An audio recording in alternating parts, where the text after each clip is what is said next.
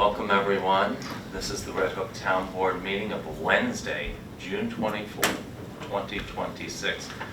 May I kindly ask you to join me in the Pledge of Allegiance, please? I pledge allegiance to the flag of the United States of America and to the republic for which it stands, one nation, under God, indivisible, with liberty and justice for all.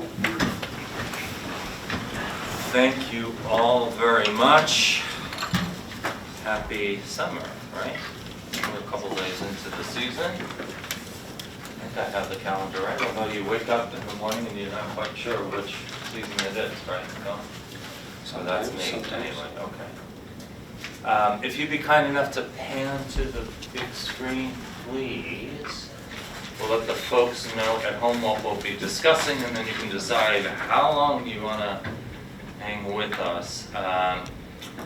We have a resolution to reject bids on the Aspinwall Bridge. As you know, we received a couple of grants to redo the bridge on Aspinwall, and we went out, we let bids. We had only 2 returned, one of which apparently had errors in it, and the engineers for that project are recommending that we rebid on that.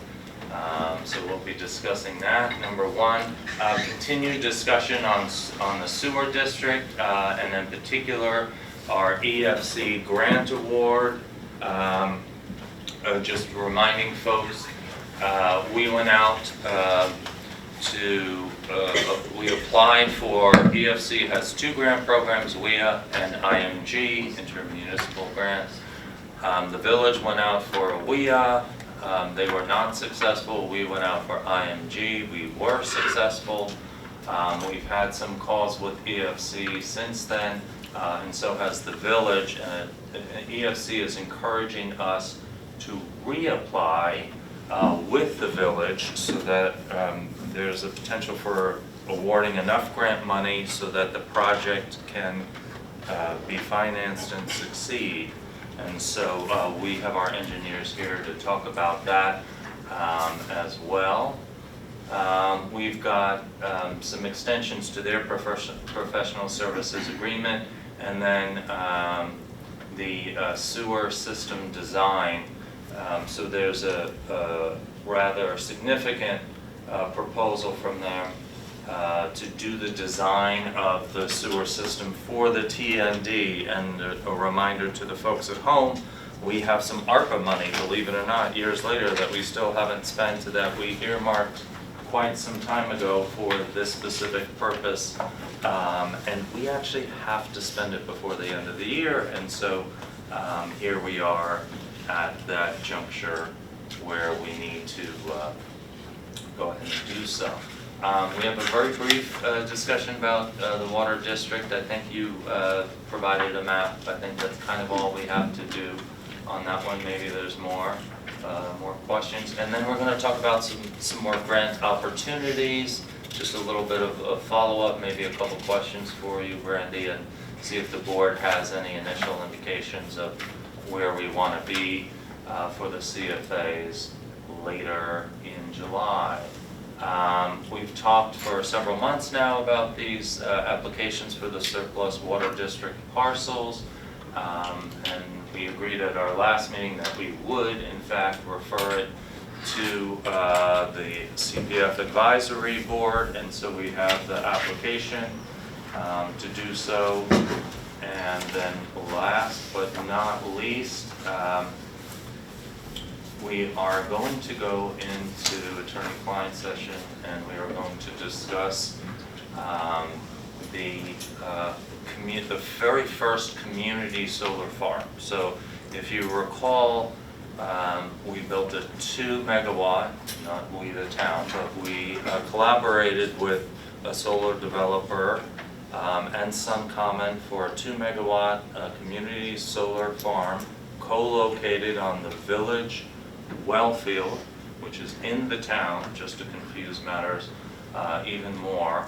At the time, it was not possible for local governments to own and operate and take advantage of incentives for a 2-megawatt system. Subsequently, at least for a short period of time. The IRA, President Biden's IRA, allowed for municipalities to do so, which is what we've done with our Cookingham solar project. But what we did do is put a purchase option in that project contract, and it's a option at year 7 once all the tax incentives have been exhausted. And so that's approaching. So we're going to go into attorney-client session and discuss some of the legal issues surrounding it, and then decide if we want to at least explore the purchase of that system and what the benefits might be. And then we're going to do department, board, and committee reports and some correspondence. So a couple of quick announcements. We have 2 Eagle Scouts that will be honored this weekend. Robert Hoffbau, who, as you may recall from last year, he and his dad and some other volunteers built a new and expanded baseball shed in our rec park. And so he will be honored, as well as Will and Agnes. Will's project was the well at Ferncliff Forest.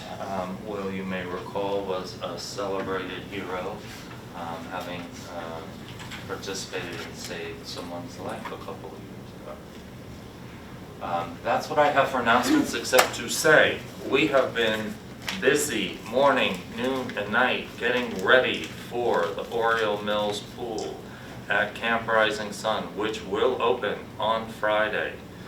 We have a schedule be up in the morning, as well as the rules for the pool.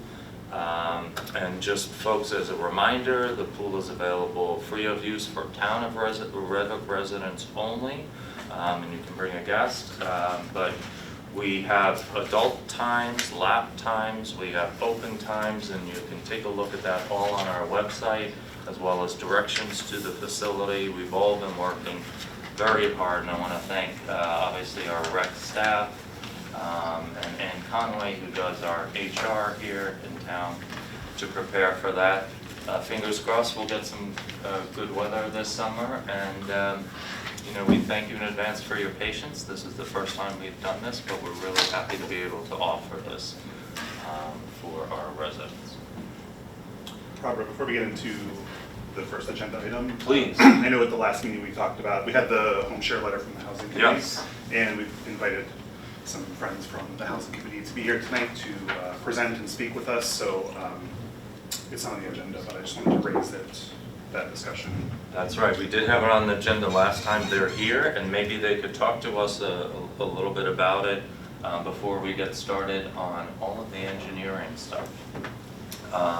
With that being said, it is time for some public comments. Would anybody like to make some public comments? If you'd be kind enough, Elliot, to come up to the microphone, state your name, please. Thank you.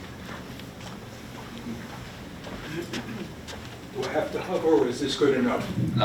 Well, I think you need to get pretty close, Elliot, and just only because you're new here, we just remind folks we have a 3-minute limit, which was established well before we were in these offices. I understand. I'm Elliot Schriftman. My wife and I live in Red Hook, coming on 3 years. She reads the Daily Catch and said to me, it's time for you to volunteer your services to the town in connection with the boat club dispute. I see the vitriolic remarks leveled towards you. I don't like it. People can disagree, but we should resolve our differences cordially and professionally and with decency.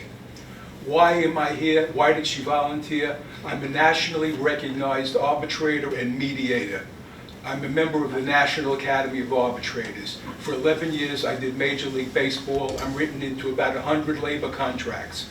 I served the hotel and casino industry for 31 years.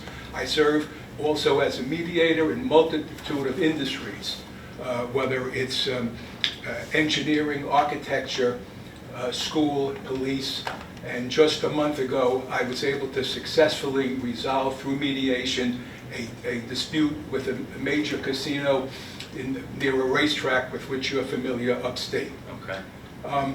I like this town. People have been nice to me, Ms. Cochran, people in the building department, my neighbors, everyone. I'd like to see if I can make a difference. I get $4,000 for walking in the room. I'll do it for nothing, just to be able to put back to the town. If you want me, great, I'll leave some cards. If not, I suggest use some other mediator and try to resolve, because whether the boat club people are here or not, maybe they're watching this, they can reach out for me. I'll leave cards with you. And if you're interested, I urge you to try to resolve this for the benefit of all of the town citizens. Thank you very much. Thank you very much. Thank you for your time. Thank you. Roxanne, would you be kind enough to just state your name, Yes, even though we know it? my name is Roxanne Fisher, and I live in Barrytown. And I could not have a more perfect introduction for the statement that I'm reading tonight. So, I am here tonight to urge the board to pause and fundamentally rethink its approach to the Red Hook Boat Club. The Daily Catch, this Monday, recently recapped this multi-year eminent domain dispute, exposing a glaring contradiction. Publicly, Supervisor McKeon states the town remains open to a settlement. Yet, inside the negotiating room, the reality is completely different. During 3 months of federal magistrate-mandated negotiations, the town's position was rigidly unyielding. The town must own the property, period. But the boat club is not and has never been for sale. Forcing a condition you know is a non-starter isn't negotiating a settlement, it's orchestrating an impasse. The financial stakes of this highly rigid, skyrocketing costs had burned through $280,000 in taxpayer funds. Now expensive depositions and full-scale discovery for a federal trial are looming right over us. Continuing down this adversarial path will cost taxpayers hundreds of thousands more for a battle we don't even need to fight. Supervisor McKeon asserts there's no other option besides total town ownership to get waterfront access. But that is not how Red Hook operates. We are a community built on successful public-private partnerships. Look right outside at our rec park. The Red Hook Rec Park pool is owned and operated by a private corporation, not the town. Yet by partnering with our public library, they offer free daily pass access to residents along with reduced membership fees. The private entity bears the overhead and liability. Our residents reap the benefits. Just last month, this board explored and completed a similar limited partnership with Camp Rising Sun for summer pool access. We did the exact same thing with the Winnicke Land Trust for the Sawkill project. The town didn't need to seize all 335 acres and own that land to secure public trails. We used a conservation easement. We achieved a community goal without heavy-handed government acquisition. We have the blueprints for cooperation right here in our own backyard. The boat club came to the table in good faith and offered viable pathways for a public-private partnership, gaining the public access the town desires while protecting property rights and saving taxpayers from a looming fiscal disaster. With new board members who ran on a platform opposed to this taking, it is time for a course correction. I ask the board to drop the absolute requirement of full ownership, return to the table, and look seriously at a true partnership. Let's solve this like neighbors, not adversaries. Thank you, Roxanne. Would anybody else like to make some comments before we get started on the agenda? Yes. Okay, Roland? If you'd be kind enough to state your name for the record, please. Roland Page, Red Hook. Mr. Supervisor, I take exception of the way you walked away on the last meeting when I started to speak, and you left the meeting. You are disrespectful to those who have an opinion that is not lockstep in agreement with you.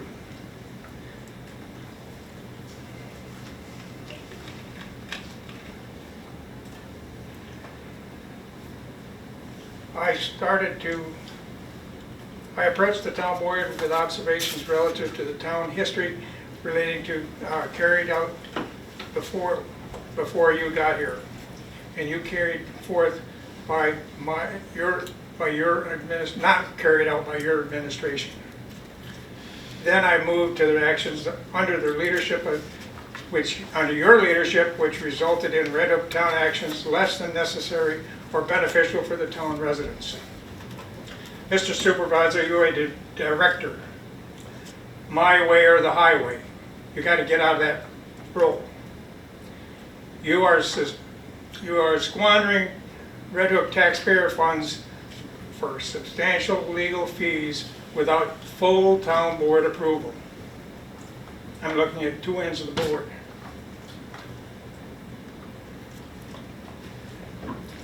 In my opinion, you are holding you are going to feed your greedy ego with the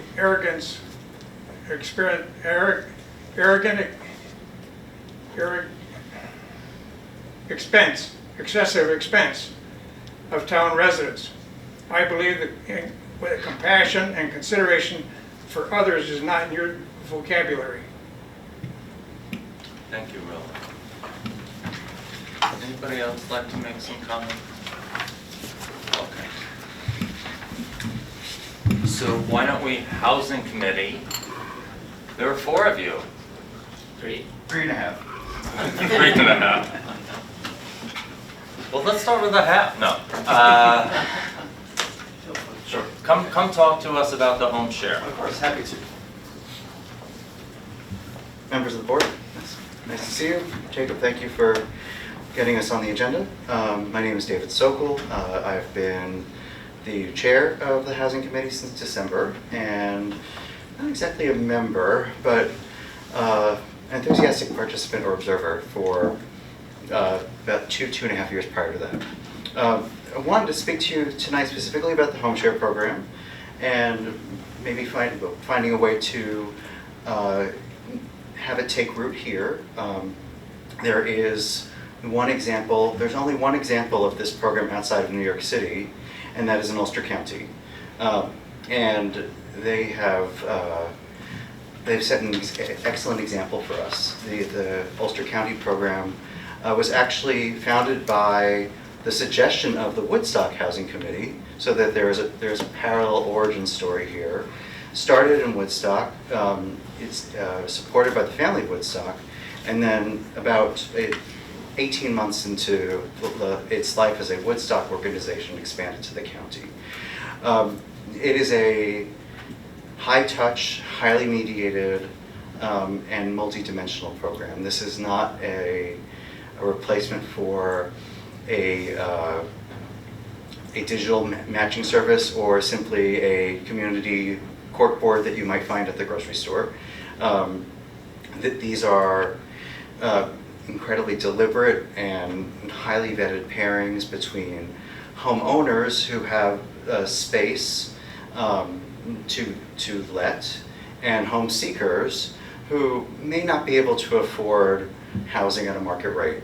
And once the matches are made, what happens is that the rent that exchanges hands is normally done at below market rates in exchange for tasks.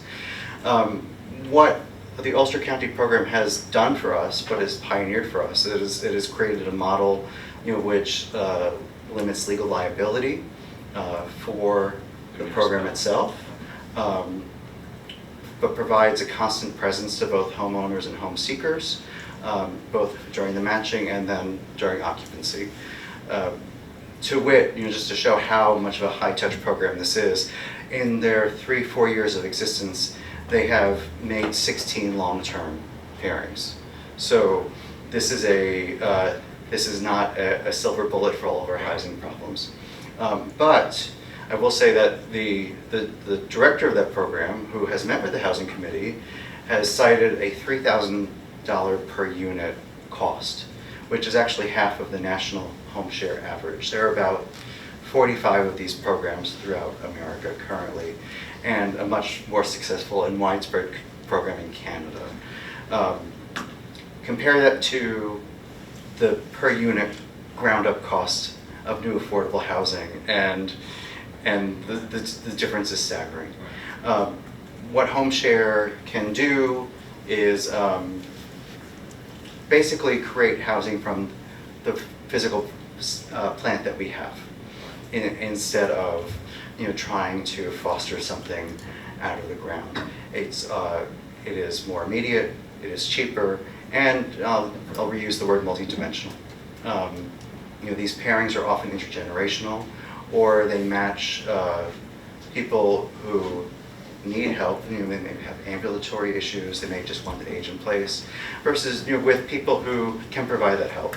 So there are lots of sustainability dimensions here about the demographic sustainability of a town, the demographic spread of a town, the loneliness epidemic, and also just making better use of the infrastructure that we have. So we can talk about the benefits of this program from from a bird's eye view, and not just from the perspective of a homeowner and a home seeker. The packet that was submitted was rather granular. It provided a roadmap for what a pilot program here can be, who would spearhead it, and the volunteer networks and other nonprofit and municipal networks that they could leverage to make it happen. There are aspects of that proposal that almost look like a job description. There are two aspects of that proposal that I want to bring up. One has to do with the very fundamental to the program. So it's programmatic, let's say. We've proposed something like this to you, an investment of money and in time, as well as publicity, in part because our research has shown that it would be difficult to cultivate this out of a completely volunteer basis currently.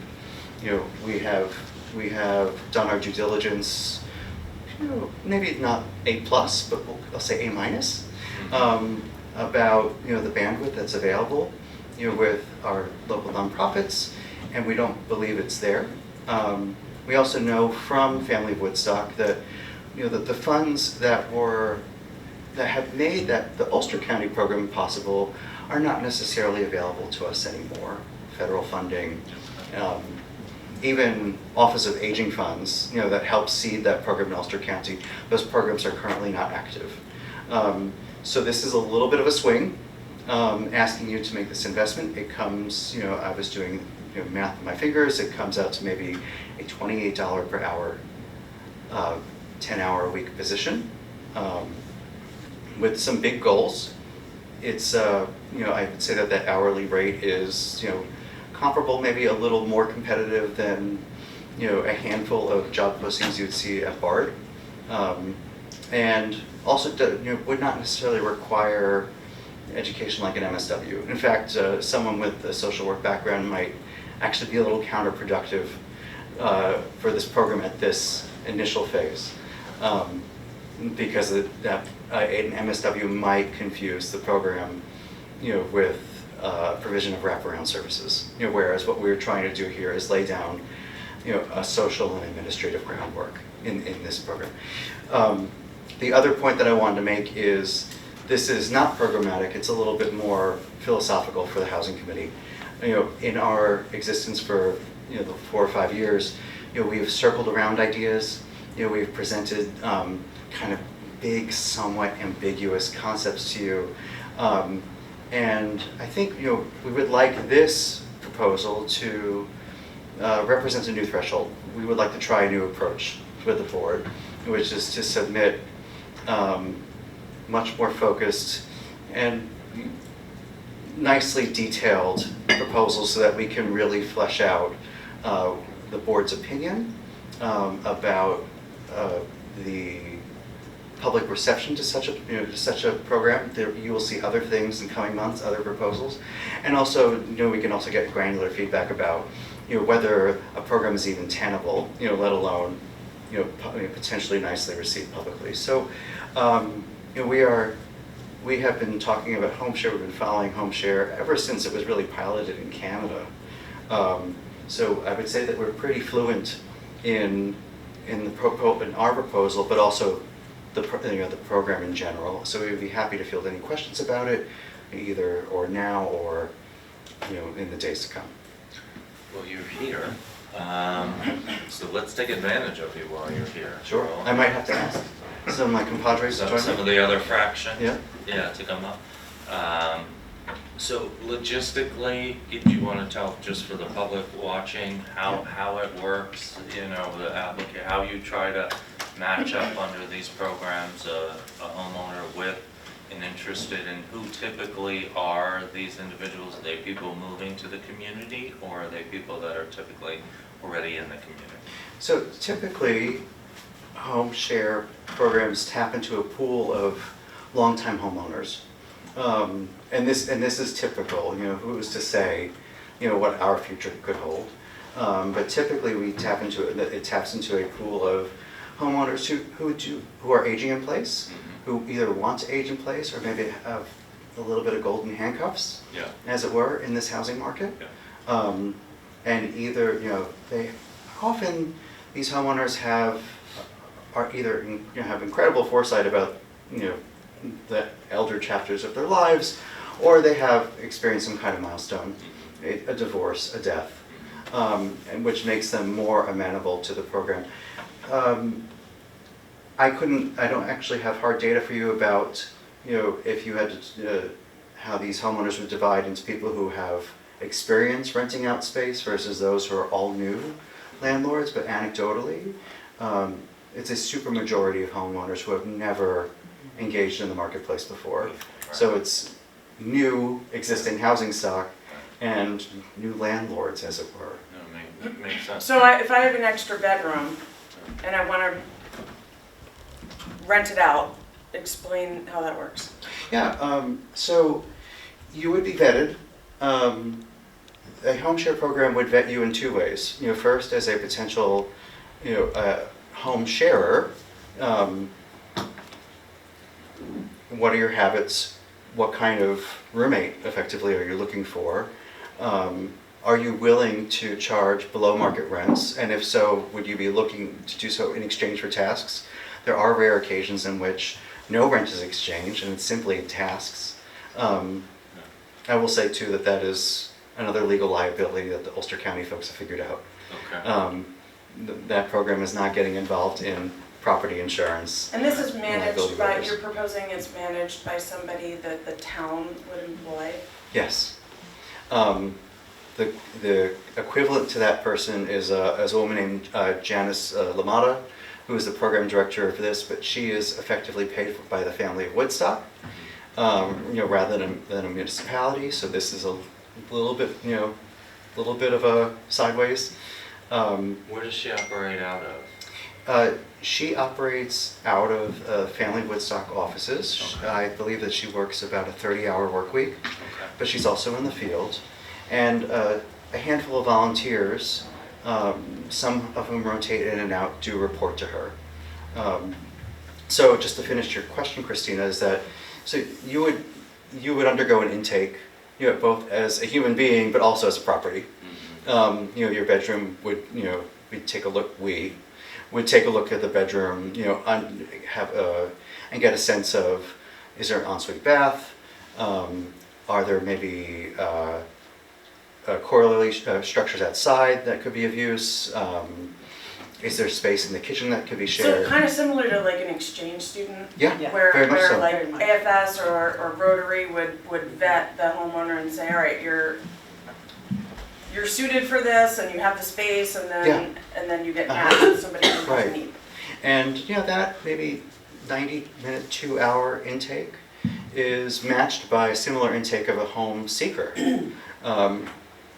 including background checks, which cost all of $35. And we might want to rethink that just a little bit, because we do have a home seeker population here that may not have much financial history. Graduate students at Bard in particular, none of whom are guaranteed housing. But just for the purposes of simplicity, a background check is not an insurmountable barrier. But it does say that the intake is done on that side as well. And beyond that, there is a period of sort of supervised courtship, actually culminating in a 2-week trial. This is how Ulster County runs it. Culminates in a 2-week trial period, a 2-week sleepover party, as it were, and then both parties can either agree or not agree to continue or to make it permanent. So yeah, just to go back to your question, Robert, the homeowner pool typically skews older. They may have, these folks may have, entered a community at an earlier point in their lives. They needed those bedrooms. Yeah. They don't necessarily need those I have bedrooms. no anymore. idea what you're talking about, David. And home seekers, range in all kinds. There was a Bard student who was placed by Family of Woodstock, by the Ulster County program. Those folks range from students to actually home seekers who are very close demographically to the homeowner, but have something to offer, even if it's companionship. Yeah. Hudson River Housing, one of these agencies, have they thought about maybe? Very interested in the home share program. Okay. They actually dispatched one of the representatives Okay. to sit with us the night that Janice came to talk with us in detail about this. Okay. They do not have the manpower, Okay. at least not currently. Okay. But yes, we try to loop in HRH whenever we can. Yeah. And, make sure that we're not requiring resources that they may already have. That seems unnecessarily duplicative.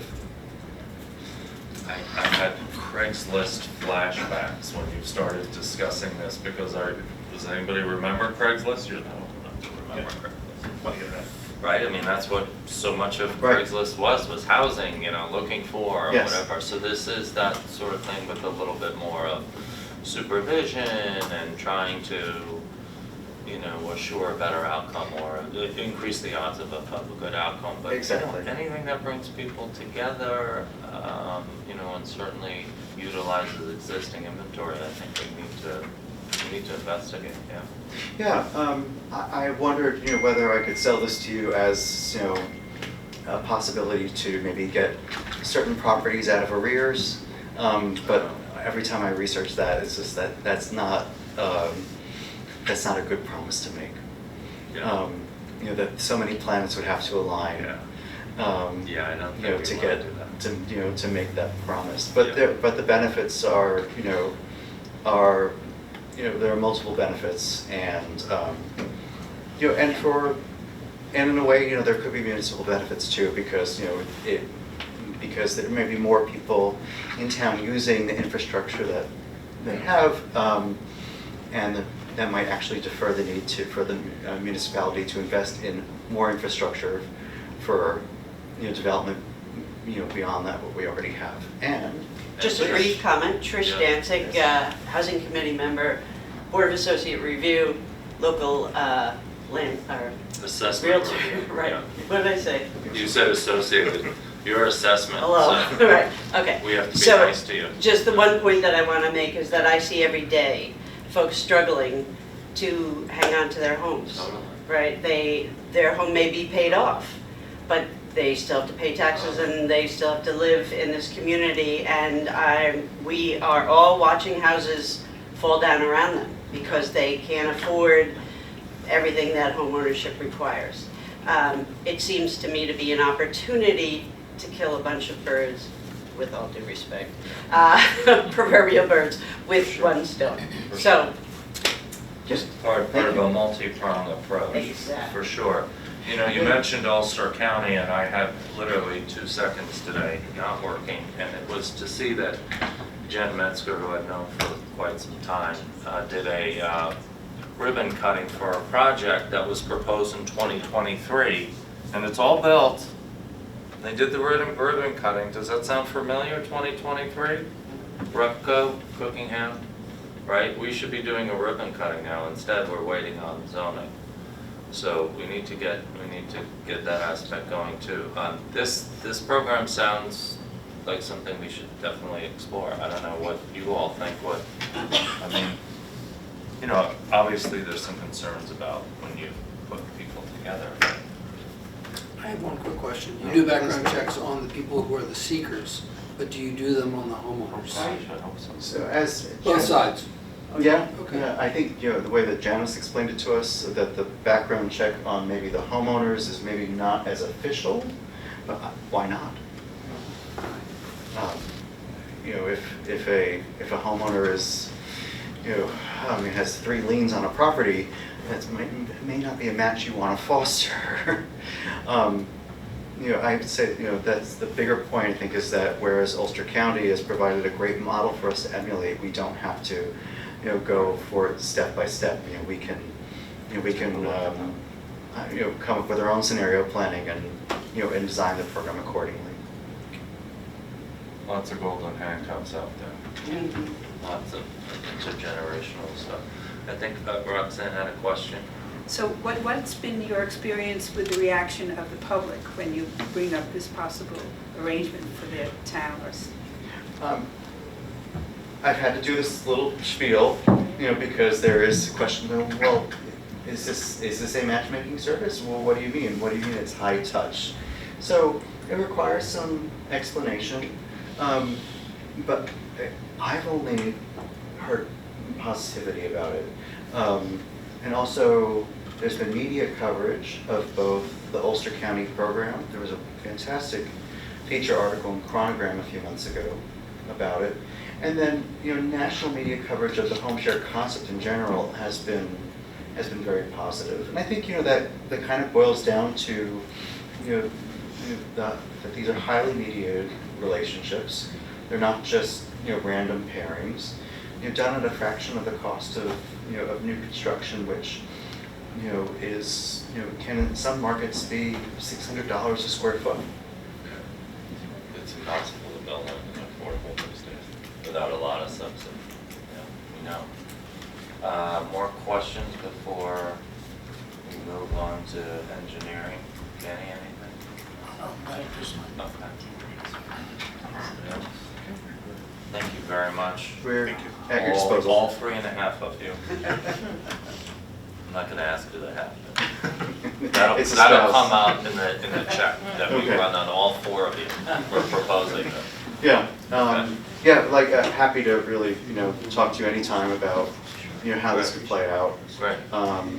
And, you know, some of the scenarios that we have envisioned, things that we could embrace and avoid. Keep bringing ideas. We will. That's what we want from committees. We Uh-huh. want ideas. We've got several in the works. Wonderful. Okay, Okay. thank you.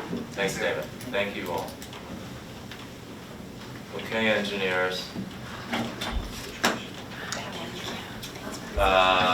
Who's going to lead the discussion on EFC and the concept of doing something unfathomable, which is saying thanks for the 2.5 million, but now we want to apply for a lot more. I can get started. and- Okay, Brandy, could you?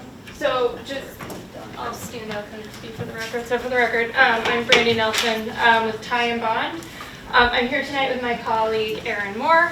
I'm the town of Red Hook's sort of day-to-day engineer, and Erin specializes in wastewater treatment systems. So if there are any specific sewer-related questions, she's available to discuss them. And she's worked with a number of communities around New York State, both on the design and the financing side of things, and has some very analogous experience with a similar town-village joint system that we are working on currently with Millerton and Northeast here in Dutchess County.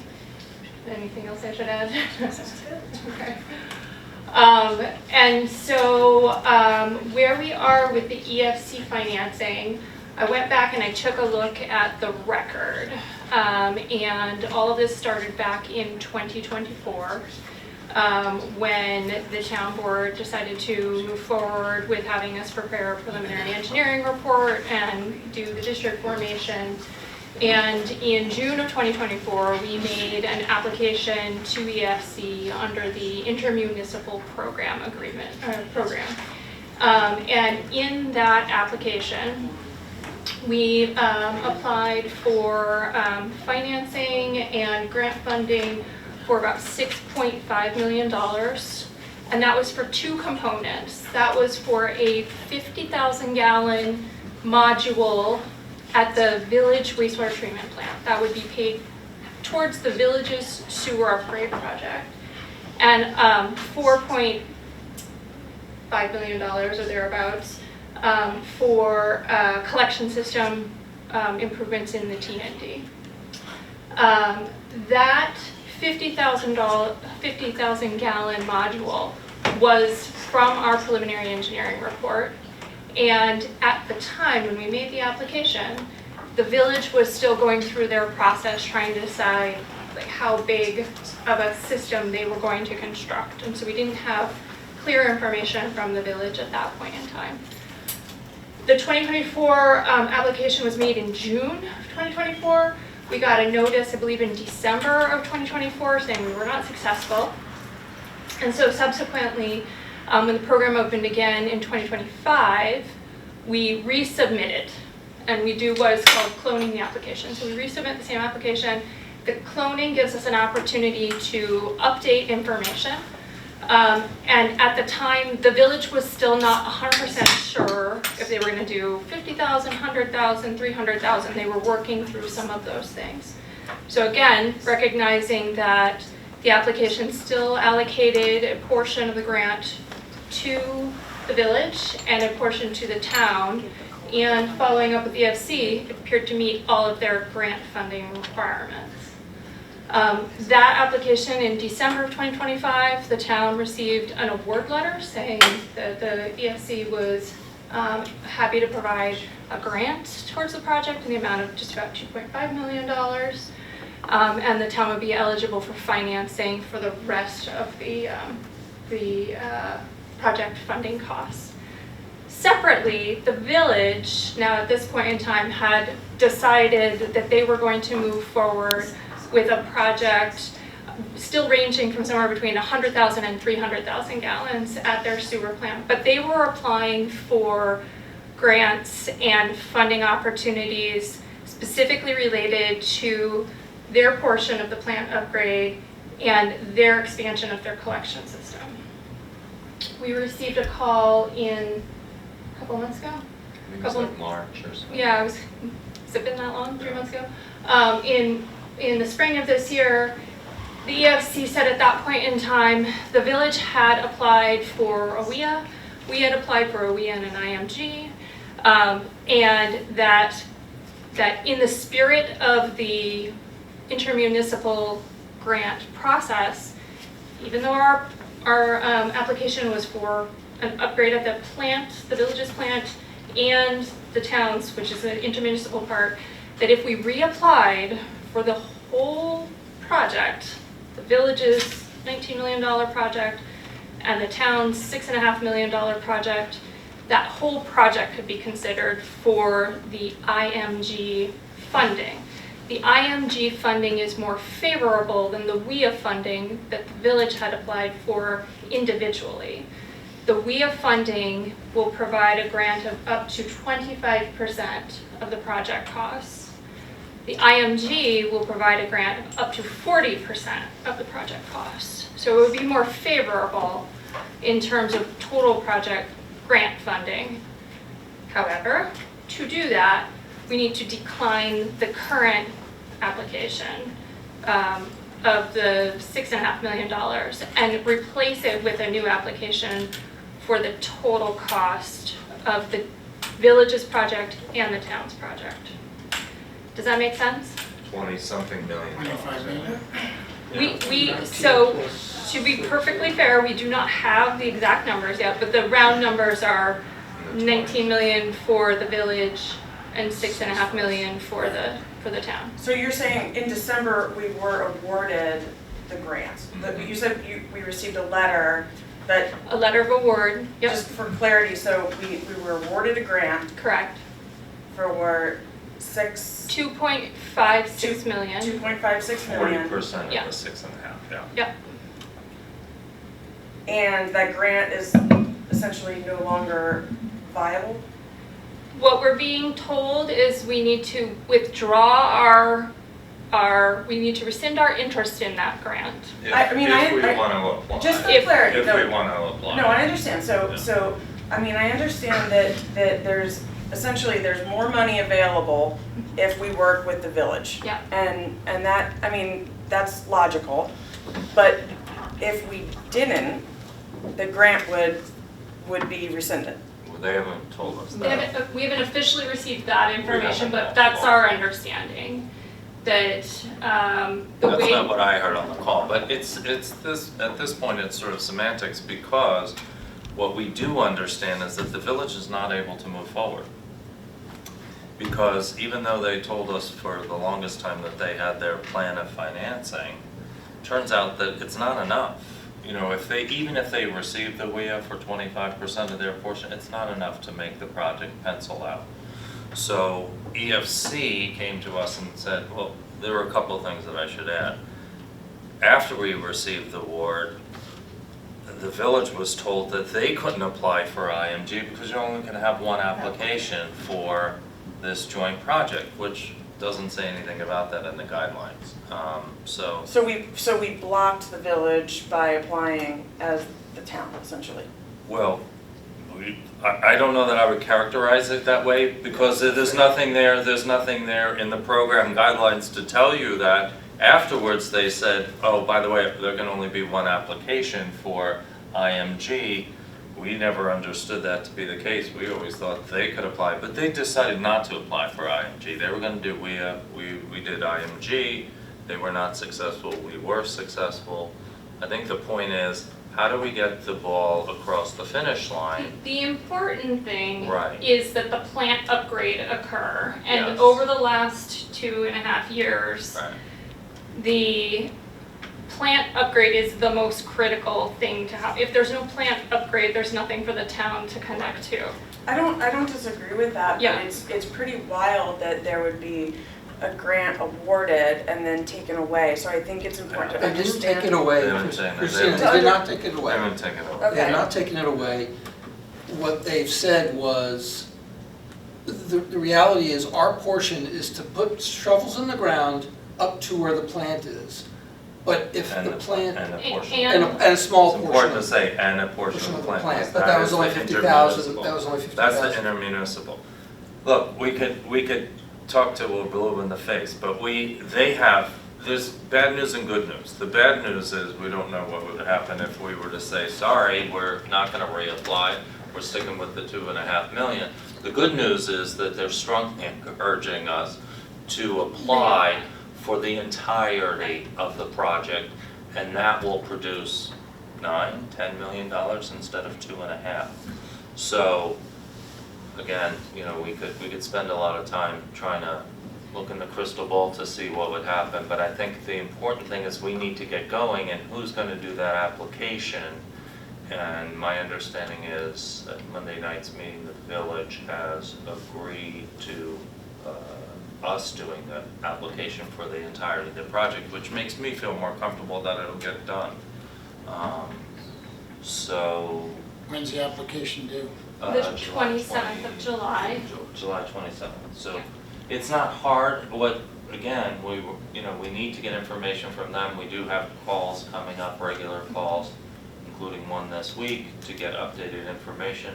One of the things that EFC did say is that we could update our estimate for the project. Now, so since we applied, we also have determined to use the ARPA money and so on and so forth. So while the cost may go up a little bit, we also have some money that we're already applying to the design services, which we'll be talking about in a minute. Yeah, I mean, I think it's important, and Aaron may want to chime in here. What we haven't to date had, and what we're hoping to get this week when we meet with the village's engineer, is just clarity on where they are with their design process and their cost estimate, because we've only been sort of working in these round numbers. And the town is basically buying a piece of the plant, right? A piece that gives you the capacity that you need. And so we need to understand how much they're planning on building and what our share is, because you guys already have an intermunicipal agreement to do a proportional cost share. And so we have yet to get those detailed numbers, and that's what we're hoping to get. That then will help inform the new grant application. Would the WIA grant application that they got denied for provide you a lot of the information you need for the grant if we were to do a whole? No, because just recently the village engaged Delaware now to design the whole 300,000. Okay. And so we have not gotten a new update from them since that point in time. So that I understand is right. And I don't know if you want to add any more to your conversations with Albert. Yeah, Erin Moore from Ty and Bond. In regard to this topic, the village's engineer, which is Delaware, has been very forthcoming in understanding this issue and understanding the timeline. So I think there is a level of schedule here. The town has had, the requirements to apply is to have this engineering report, preliminary engineering report. The town has had a preliminary engineering report since 2024. The village has not been prepared with one as a document to apply, and it's mid-July. So if the, Mid-June. no, mid-July is when the engineer has said that the PER would be ready to give. Oh, that's what he said it'd be Yes, so Pushing it. if the town is, finds it Doesn't seem like acceptable enough time. to reapply, what we would do is every single thing, and then as soon as that budget's ready, be able to prepare that. But that's very similar to how this process has been through the years, as far as even trying to understand the quantity of the town's portion is, I don't know if it's bad timing or definitely sometimes, you're asked to do something very quickly. So I haven't been part of the village's process, so I can't say, but it's been very challenging to just, their timeline seems to be not hitting in Right. having this information, Cycles, enough yeah. time to apply for these grants. And Yeah. so probably their engineer is very used to fielding engineers, emails from us asking for this information. And they're trying to be as, and we've communicated with the village all throughout all of this grant procedure, or we would have not a number to plug into any of these applications, so the village has been very aware we've been doing this. Well, they but- wrote a letter of recommendation. And they wrote a letter of For recommendations. our IMG, so So- the idea that somehow, yeah, okay. Yeah, no, so they're working with us very closely, answering all emails, but they're not expecting to have their final costs into. So I just need to back up. So, all right, we applied for a grant. We got awarded in December. When did we find out that that grant was not viable? Well, wait, you keep making declarative statements It's not. that we keep suggesting to you. We haven't been told that we won't be awarded the $2.5 We will million. award the money. We've been encouraged instead to apply for the whole thing because that will make the project viable, because we can't have. But do we have to Come make on, a Bill. decision to rescind the We the do if grant? they will not take, again, they will not take two applications. They won't take two applications from us, they won't take an application from us and from the village. They have this hard and fast rule, which is not in their program documents, I might add, where they will not accept two applications related to the same. So we have to make a decision municipality. whether we have enough time to redo the grant application Right, together with the village right, and get more money, right. but the deadline is The next 27th. month. So to that end, now that I'm hearing Aaron say that they're not ready till mid-July, I would suggest we wait all the way until our July 24th meeting, what is that date? 23rd? Meeting, before we go ahead and make a rescission on the grant. Because then we will know we were I all agree finished. with that. Yeah, I agree with that And then we approach got all the strategically. information from them, But I think but we proceed as if we will. do want to proceed with teeing the application Right. up because you guys have already done all the work Yeah. on your end, Yeah. and part of our meeting with the village this week is to get what they already have, like, Right. to Aaron's point, we wanna get it Right. queued up as much as possible, so. I do remember what it was like when you were doing the PER for us, and how long it took, and the feedback you needed to get from external parties, and how long that took. I guess my question is, is Delaware providing you a sense of where, they say mid-July, but, I mean, I knew what it looked like when you did the PER for us, and I knew how long it took. I also knew how long it took to do both applications, because I was one of the people who reviewed them. Right. And I'm on the time issue, I'm a little concerned that you haven't been given a firm date from Delaware, or even they haven't even shared with you necessarily what they've done to date to make an assessment of whether you think we can meet that deadline or not. You wanna chime in on your conversation? So with all of our requests, we have the previous version of the PER. Right. So they were shared that with us. Okay. Absolutely. We asked for, there's certain documents we have from the town, their resolution, their environmental seeker resolutions, right away there's a Dropbox now, so we can get that information. So they really have been forthcoming. I have a feeling the mid-July date is possibly a village meeting date where they'll accept that PER, and then it's available. And so that, from a municipal standpoint, that makes sense. We certainly can't get it before, but the previous version gives us enough to describe the narrative as the comprehensive project versus just the town project. So there's a tremendous amount we can do other than a budget sheet. But as long as both communities have bonding resolutions, what they do, good, check, that doesn't need to be redone. Environmental documentation done, SHPO documentation already done. So those are some of the longer week. Yeah, I remember And all all that. of that is addressed by both Especially SHPO. communities, and they've been very forthcoming with sharing that. So I think everyone, all styles of Red Hook know this is very urgent to do this, and I agree. I think it's very unusual the level of intervention. So in your EFC had an professional intervention. opinion, the timeframe is viable? Yes, absolutely. Yes. I also do recall with the last one, because whenever they have their dates, whatever their date is their date, that you guys had built in time, because I reviewed both times, when we got denied and when we got approved. I remember, even just for technical reasons of submitting the electronic application, which is cumbersome in and of itself, you guys have also had to build in time to make sure that there's no glitch in Albany, there's no issue, so that you can submit it the way they require it. We don't have an internet crash or some other issue that makes it difficult to do. So I just, there are a number of, my recollection of going through this with you guys, was there are components and times and making sure that, I remember when you sent the email, they received it was like the day before it was due, and I was like, whew.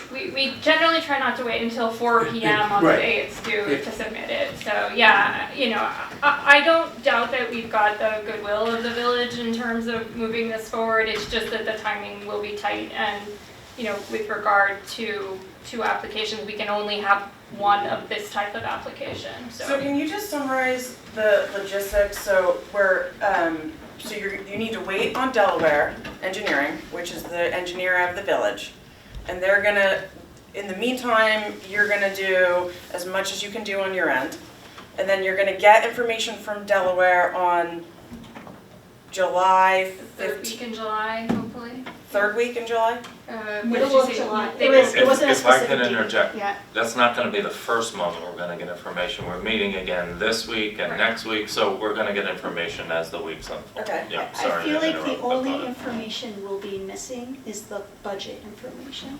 Yeah. And so from our perspective, That's we easy to- have yeah. even an Excel sheet built to understand how we're gonna plug these numbers together, because, and I've been, again, communicating with the village engineer, saying, what are you escalating your construction date? So we are ready to plug in as soon as that information is available. So by our next meeting, which is what, July? 14th. No, Our 9, meeting. 9. 9th. Do I have that right? No, it's No. not. It's later because of the second. Oh, It's the it's- 14th. Yeah, I think It's So, the all right, 14th. so 14th and 20, by July 14th, 13th, something like that, yeah. what would you expect that is done and what would you expect that's still outstanding? Let's be conservative. Even sooner than that, we could prepare and share with the town and the village the draft application, and you do attachments to it now ahead of time, so you can download the documents. Sometimes that's the big concern on the day of, is the bandwidth, literally like the bandwidth for the website. And so we could see all the attachments, all the completed applications, every form, see that we're able to get review comments back. And I believe, being conservative, the budget sheet would be the only thing that would be yet to be done. So, all right, so tell me the process of like how, I mean, because this is not something I'm familiar with, so forgive me, but, so you're gonna submit, and then you're gonna get comments back, and then you're gonna have to revise? Oh, no, I We submit to you all. To you. To us? Yeah, Okay. yeah, Draft. so Phil Okay. was our liaison for the last time. The application itself is only about 7 or 8 pages. It's relatively straightforward, Yeah. but there's a tremendous amount of things you have to attach: financial information for the town, and legal information, and bonding resolutions, and the PERs, and a whole bunch of things. So, you know, we worked with Bill last time just to like have a second set of eyes on it. So And it- we tried to do that the week before. So if we were gonna, so at our July 14th meeting, would we need to take action? I don't know that, I mean, if everything's ready, great. Otherwise, we wait till the second meeting and we're all set to just bless it. And I just want to add, because I haven't brought it up yet, EFC has already reviewed all this information. They've reviewed our IMA, they're happy with that. They've obviously reviewed our application because they, sent us the award letter. They've reviewed the WIA application from the village. What's changed now is that the system is under a consent order. So what that does is their application, which was not successful, now has more points because we live in a crazy world where you get more points if you're, more points you get. right, if your house is on fire, somebody pays attention. So, a lot of the work has already been done. It should, just as long as we get what we need. from Well, the my concern is like, when would we get the information, when would it be complete? Or when would it be 80% complete and then we have time to review it? Like, I'm trying to understand how the logistics work, because it seems really, really jammed, so I think it's, It's not that much information that you see on the application. I would say today it's 70% complete. Yeah. Okay. I think by the time we get to your meeting on the 14th, assuming the board, or excuse me, assuming the village has provided us or is close to providing us, we're probably going to be 90% complete. And it's a couple additional It attachments. only in the takes an budget hour or worksheet. two to review it, if that. Yeah, the application's not that lengthy. It's a But lot the of. state get all does the require backup. PER that's approved. Correct. We have ours is approved, Correct. but they don't have theirs that's approved, and that's a requirement for the application, and that's the concern that I have, knowing what we went through to do ours. Well, it's very different for town and village, so that's just. Yeah, A PER yes, is a PER. because yeah. the village is, there's, Different municipal there's laws. different Yeah, we're not the municipal laws, lawyers. so Yeah. the public notice, you would have needed to go through the district formation. The village doesn't need to You do don't have to do that. any of that. Yeah, okay. Yeah. So on So- the timeline, in July, we have a meeting on the 14th. And because July is a weird month, The 22nd is the next one, yeah. so it's the week, 23rd. so we don't have 2 weeks in between. So, Yeah. Yeah, okay. we'll be all set. Okay, so I understand the urgency, Yeah. okay? 19 million that the village needs. That is to get it up to the 300,000 gallons per day? Yes, Yeah, they're- so the village's project is 2 components, just like the town's project is 2 components. There's a treatment plant part Right. and there's a collection system part. And so that's what we don't have. We don't have the breakdown in their budget for what's the collection system versus what's the plant. What we do know is the town's portion was gonna be 2.5 million for the town's portion of the plant, and And that's 50,000 gallons. Correct. So does the 300,000 gallon include the 50,000? Yes. Okay, does the village, is some of that funding gonna be for the affordable housing that's going in on Cookingham East? I think we need the details out of the PER, but our understanding around the complexity the village has faced in trying to decide how big of a plant to design for is understanding which housing developers are ready to, start their projects and need that capacity, and is the school involved, and, is the town ready to go? So there've been a lot of moving parts that the village has had to juggle. My concern is, what's transpired with the sewage plant the last year or two with the issues, obviously with the effluent running down the stream, that's gotta end.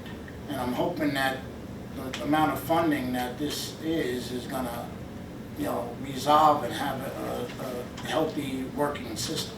As the supervisor said, we heard that the village is under a consent order because of those issues. So that's a DEC order that says you must fix this. Right, I and that's understand. the reason why they will now have a higher scoring to do a repair, because the state is behind trying to help them finance. This the is a repair. different system, as you know, it's a membrane system that they're Because proposing. obviously the past engineer put together a system that wasn't, properly sized or functioning properly, so. Yeah, I can't. Anyway, so comment on that's the details. my concern, that Yeah. it's a lot of money going into it, and I'm hoping that it's gonna. Well, this is the only way it's gonna get fixed, is if we Right. put something else in place, right? Okay. Yeah. Okay, Any other questions? So, no. So is that a course of action, and we'll just take it meeting by meeting, and you'll update us? So Those meetings will be we already prepared? cloned your last application Right. and have carried over the additional information, and then Aaron's been Right. in contact with the, Robert Flores from Delaware Engineering, just trying to pull the other information, data inputs that we need for a Okay. complete application. Okay, so certainly on that 20, we keep saying different numbers, It's 23rd, 22nd, I was wrong. Yep. 22nd. And it's due on the 27th. Right. Yeah, so we'll be prepared to do on the 22nd, if it happens on the 14th, great, if not. Okay. Okay, I never thought we would ever be in a position to say thanks for 2.5 million, but no thanks, but, Yeah. we'll make lemonade out of these lemons, right? Yes. Okay, let's, while you're here, let's talk turkey, let's talk money. So we have an agreement, to extend your services, professional services agreement, each year to extend it. One is, so this is just to extend it to December 2026. Of course, we'll be back in a matter of months trying to extend that one. This is an extension of your 2021 agreement, a resolution. The reference is Exhibit D, which was the term period of your initial 21 agreement. So now it would be amended from 23 to 26. Any questions before we entertain resolution number? 30. Thank you very much, Deanna. Can you explain, task 4? Wait, hang on one second. Yeah, We're not there yet. we're not there yet. That's This the is- next agenda item. Okay. Yeah. Right now, we're just extending our professional services agreement with them. Yeah. What is Exhibit D? Oh, I sent that to you. So Exhibit D is the part of It's the. the original term of the agreement. The And original then term. in 2024, we amended it to extend it to the end of 2025. So we're now extending it for another year. Yeah. Okay. So that's all it is that it's the one page of their professional services agreement, which speaks to the term of the agreement, which has expired, so we're extending it. That's what Exhibit D was termed. 90 pages That's all? Yeah, that's It'll be a quiz Yeah. tomorrow. I did send that along. So resolution 30, may we entertain that, or do we want to discuss more on it? Who would like to move? I'll make that motion. Okay, thank you, William. Is there a second? Second. Thank you, Jacob. Further discussion? If not, all in favor? Kenny? Aye. William? Myself, aye. Jacob? Aye. Christina? Aye. Thank you. Okay, that's 30. Now, let's move on down ease on down the road. How old am I? Resolution 31. Okay, so Christina, let's get into This is, the yeah, this is the one I question. had questions on. Right, right. So in the scope of work, there were 4 items, tasks 1 through 4. And then on one of the later pages, there was task 5. Right. So here is, I highlighted 1 through 4 at the beginning, and then here is task 5, let's get there, Robert. Task 5, funding and grant application, which is separated out from the other 4, and do you want to speak to why it's separated I out can from speak the to other 4? that, yeah. Because Yeah. we didn't cover this in the first conversation, which we should, yeah. So that's an error on my part. I forgot to add it to page 1 of our proposal, task 4, task 5, grant funding and application support. So as part of our services as we move forward with design of the sewer collection system, we have and will continue to have engagement with EFC and other funding entities to try and secure additional grant funds or and to support the financing activities that occur with EFC during the financial funding portion. There's a funding application that has to be prepared for EFC. So this is an hourly services task that on the fee section has an hourly service limit, and we would bill hourly against that. Most of that is work that the town does or that the attorney does, but there are elements, technical elements that we need to support the town with, Well, and then this will also. And does that, and This is is part of borne that, by the village because, you know, as part of our IMA, we're paying for the system design work they're doing for the plant itself. We're only reapplying because they don't have their funding in place. So this is something that we would look to them to pay for. Yeah, go ahead. that was my question. So how does that intersect with Our the village? IMA speaks to that we will cooperate and cost share and all of that stuff. So this is really to include them in the IMG grant. So this is for their, yeah. Okay, and I understand that, and that makes sense that that's a $10,000 line item, which is, That's a max, right? Is Yeah, that what you're that's Which is an a not hourly to exceed, services and budget, then- yeah. the other part that I didn't understand was in the first paragraph of the, what was the first page? First page, let me go up there while you're at.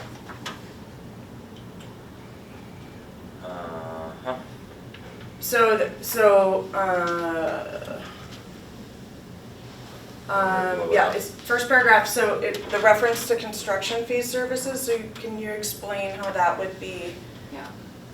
how that would be dealt with? Yeah, so at this point in time, because we don't have the details of the village's design, we don't know the timing or the specifics or even the EFC financing requirements for construction phase services. So typically, the construction phase services can be rolled into your EFC financing, so it can be paid that way rather than paying upfront and out of pocket and allocating those dollars now. Construction phase is probably several years down the road, and so typically when we put these together, we do not put the construction phase services in now in the early design phase. We would wait until construction is imminent, and then we know the details and we know how much coordination we're having to do with the village, because it will be joint in terms of the construction phase activities. So we'll have worked that out and would provide an amendment. So you would provide an amendment, and that would be a not to exceed. Based on the duration of the construction and all of those things, yeah. And that would be EFC or whatever funded. It would be you know, funded through your borrowing or EFC, whatever. yeah. But yeah. not, And that would this need. is ARPA money for the design now, so this is not, yeah. So, And what's left in our ARPA? Is it just a tiny bit more than that for this, yeah. so your firm in Delaware are gonna have boots on the ground watching this whole process? Once it moves to construction, yes. And if it fails down the road, is that a liability on your firm or Delaware? It gets very complicated and all the parties end up having to come to some sort of resolution. Yeah, Well, absolutely. I mean, that should be stated. You know, if this is not sized properly and it fails down the road? Your Are we talking firm about in the Delaware- plant? Yes. Okay, so I mean, we're gonna be responsible for designing the portion of the collection system in the Right. town. Delaware Engineering is designing the plant. Right. The town is contributing proportionally to the cost of that design. Again, that was the, Right, I understand. so as, in terms of, so first of all, it's important that we have good communication and close coordination, and we are already working with them on, you know, here's our flow, here are our peaks, things like that. And so responsibility in terms of design will lie where we designed, so our responsibility will lie with the collection system, theirs will lie with the treatment plant, yeah. I just feel if it fails down the road, and hopefully it doesn't, that your firm with Delaware are liable. Well, but you're saying that the plant is Delaware. The plant is And so Delaware. you're, They're not doing so, the plant, they're just doing the I project understand. on Yeah. the road. I understand. Somebody needs to be liable. You're Yeah, gonna spend $26 million? well, so, I mean, let's be honest about it though, so there's the design and then there's the operation, right? So Right. you need all the pieces to work together, those plants don't just run themselves, right? Right. They need to have qualified operators who are working on them. So those are all really important things, and the village is well aware of that. And I think they put in a lot of controls to make sure that the outcome moving forward is much more positive. Okay. so are you consulting at all in the plant, or that's completely We under are Delaware? not Not consulting. consulting. No, what basically we are saying, where do you want us to design to? And then there's a point, and that will be the point of exchange responsibility. We'll design up to point X, and everything beyond X will be Delaware, and will be everything forward of X, so. Yeah. Well, I think we should look at having a second pair of eyes, maybe from your firm, review the work, the design work that they do for the plant. Now, that may not be sufficient for your There are many comfort level. levels of jurisdiction. The county has jurisdiction and the state has True. jurisdiction, Just so sign off there's for a the lot of. Speedies permits and all Yeah, that, there'll be a new state Yeah. speedies permit, and Yeah. Dutchess County will be looking at it as well. Yeah. I mean, can you speak at all to like how, just in general, because I think it's, I mean, obviously, like Kenny pointed out, there's concerns about the plant. A lot of things didn't go right, and I understand like it's has really nothing to do with you, but like high level, when this was getting approved, and at that point I was involved with EDC, and there was a lot of discussion about it, and it was a very unique system because it's pressurized, and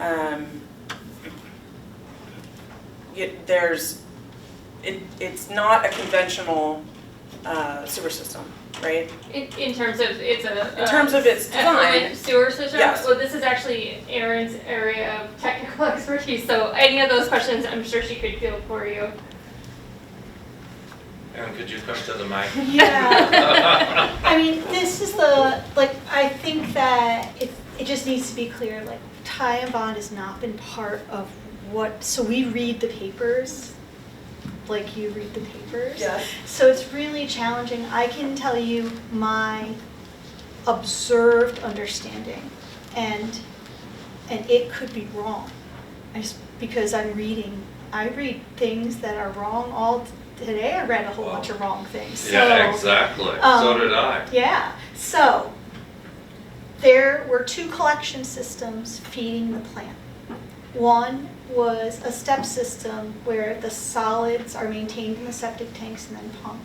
And the other was the housing facility there, which was a conventional collection system. So solids are conveyed to the plant. My understanding, some other engineers smiling down on me.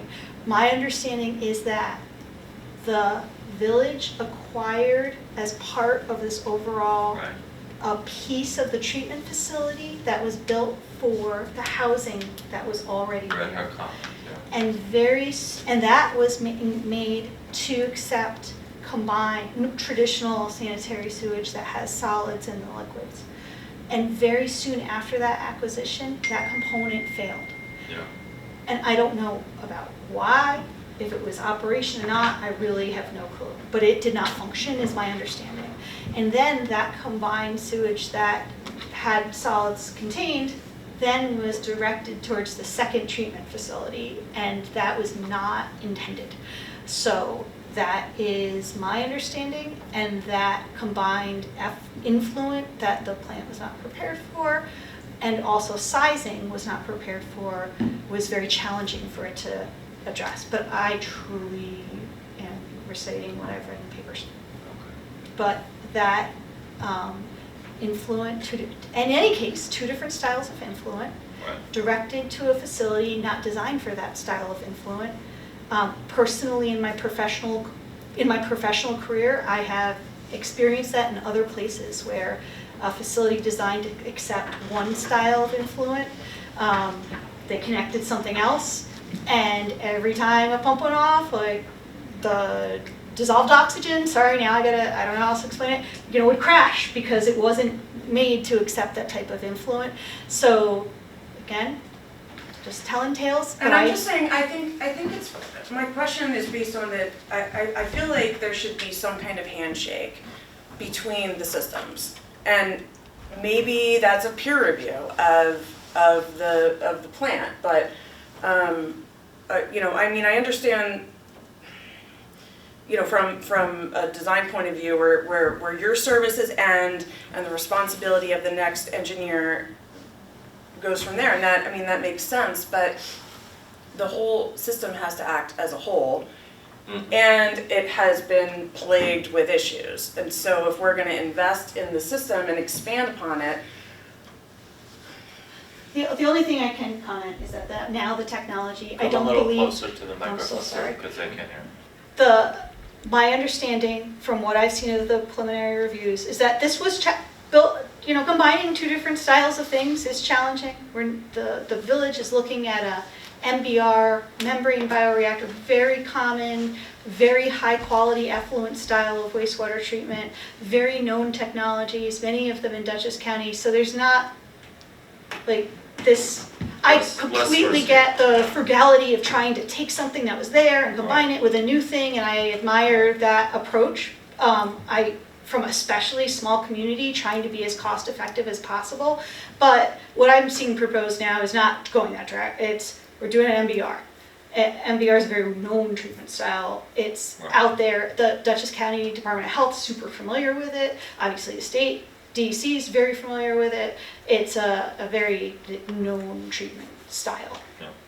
So this new corridor that's coming down Route 9 South, is that going to be solids and affluent going, or is it just? Just the effluent, just the liquid Okay, so portion. each, what was it, 41 parcels? Or 51 parcels? So each 51 parcels is going to have a septic tank where solids remain and only affluent go into the system? That's correct. Okay. And to Aaron's point about the village is now, their engineers changing the technology to something that's more known and well established. The other feedback we've gotten from the village's engineer is that through trial and error, they've also discovered they need a certain style of septic tank and they need a certain style of sewer effluent pump, and they're providing all those specifications to us for our design because they found that some things work better. So I think, the intention here is to put forward the system that operates the best, that has, that is most cost effective, but also has longevity, and that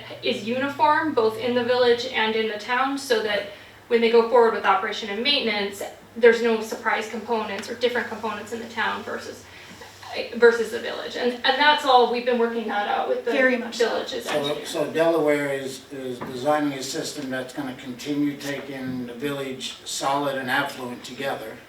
No. The Some will only, still my remain. understanding, again, I is the thought there was- only I thought there component was that pumps had in the that. tanks that chewed up the solid. No, that's not how it works. Okay. The only component, again, of my understanding that accepted solids was the existing housing facility. Is there a name? It's Anderson Commons. Anderson No, Commons. Red Hook Commons. Red Hook Sorry. Commons, sorry. Okay. Red Hook Commons has had a traditional system that had solids and just your, what's called gray water. Leach field, yeah. Together. Yep.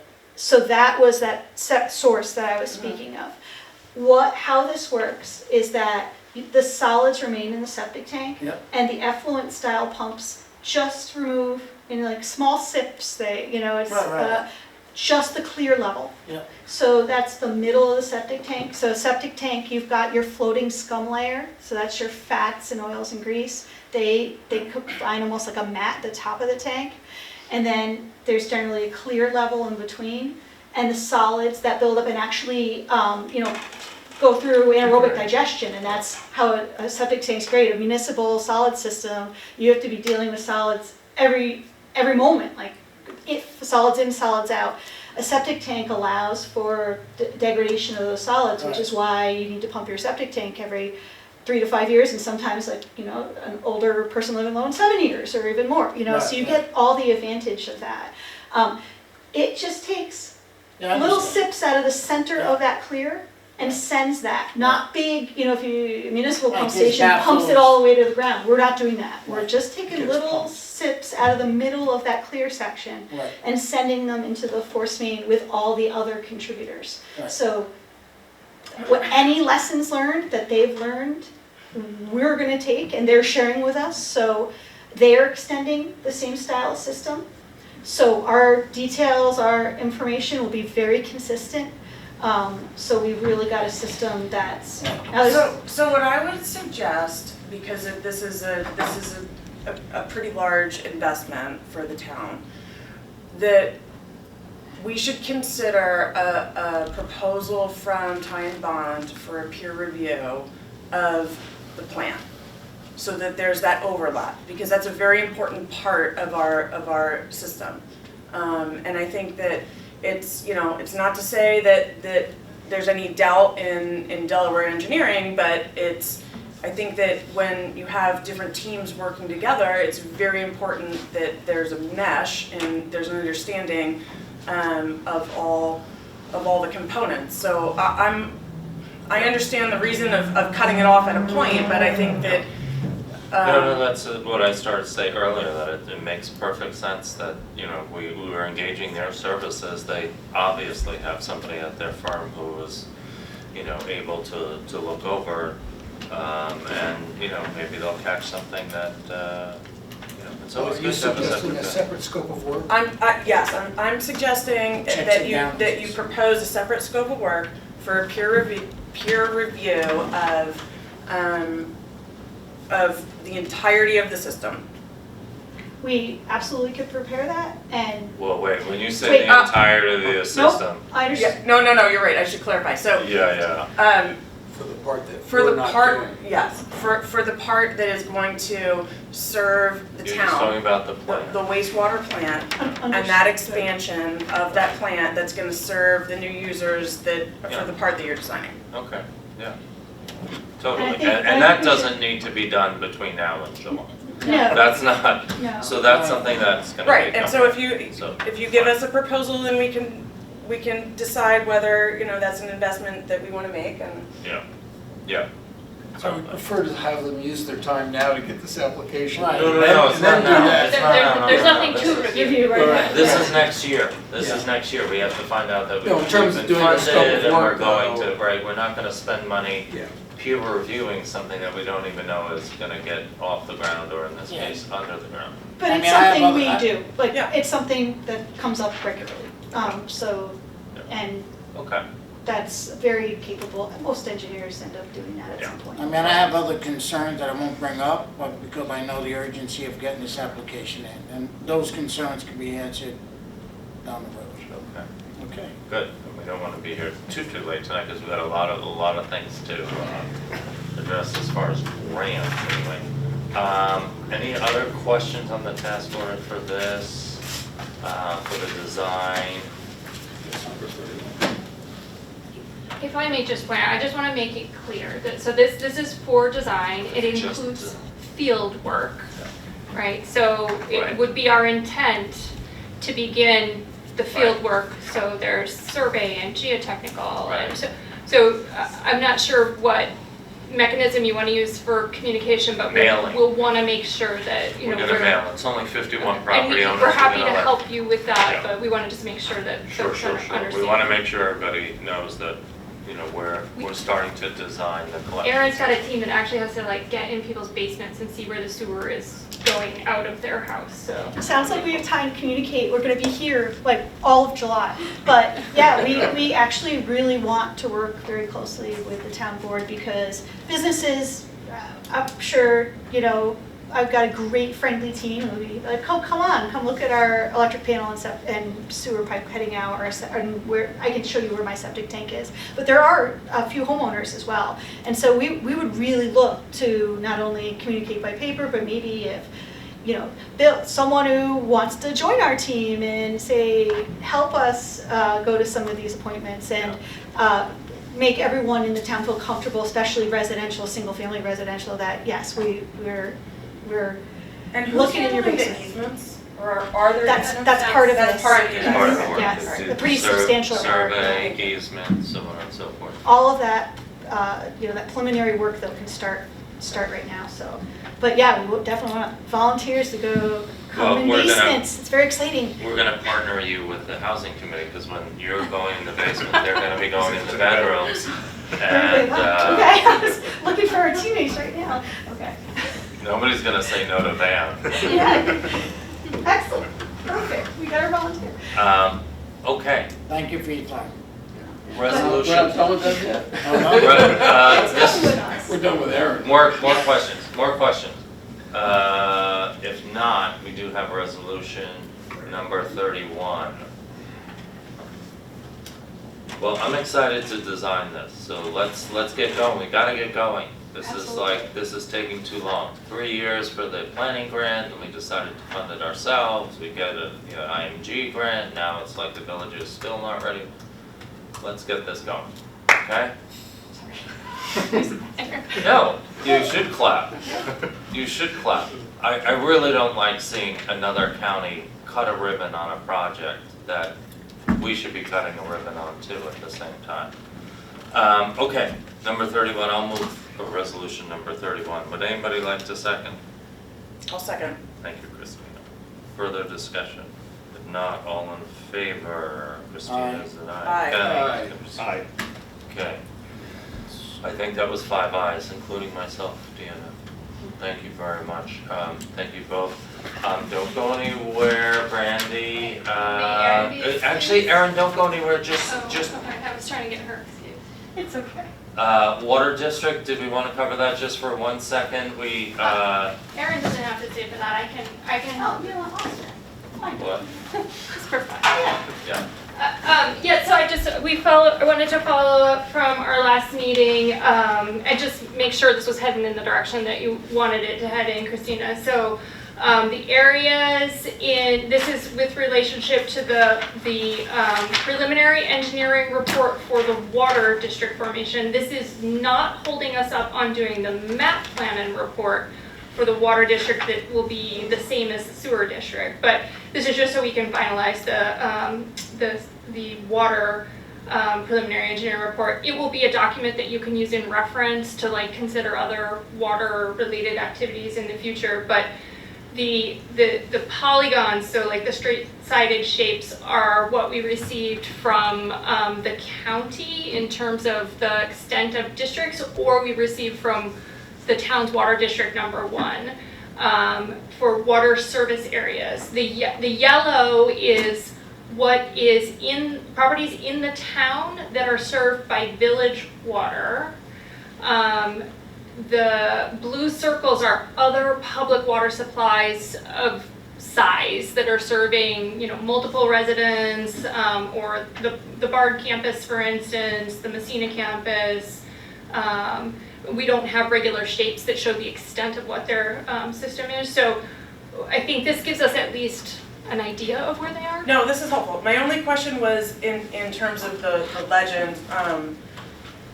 I totally understand the circles and where it gets muddy, where you don't know the boundaries, but DCWWA is Dutchess County Water Dutchess and County, right? wastewater. But so like when we have the town's water district, Yeah.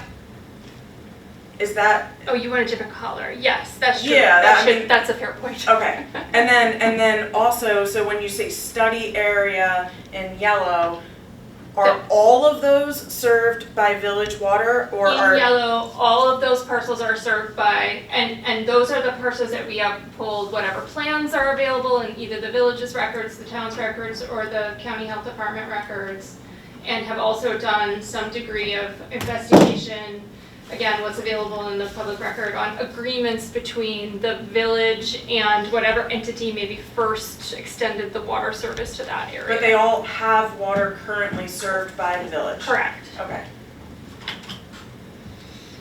Okay. Okay. That's what we have for So water. with that, we'll wrap up the PR and get that over to you guys next week. Great. Okay.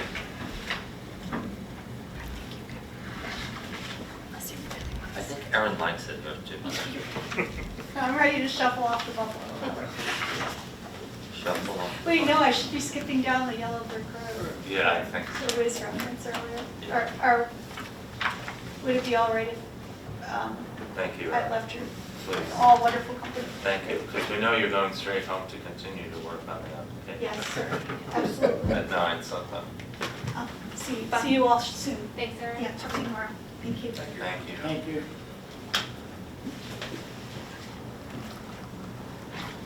Okay, can we jump around a little bit? Absolutely.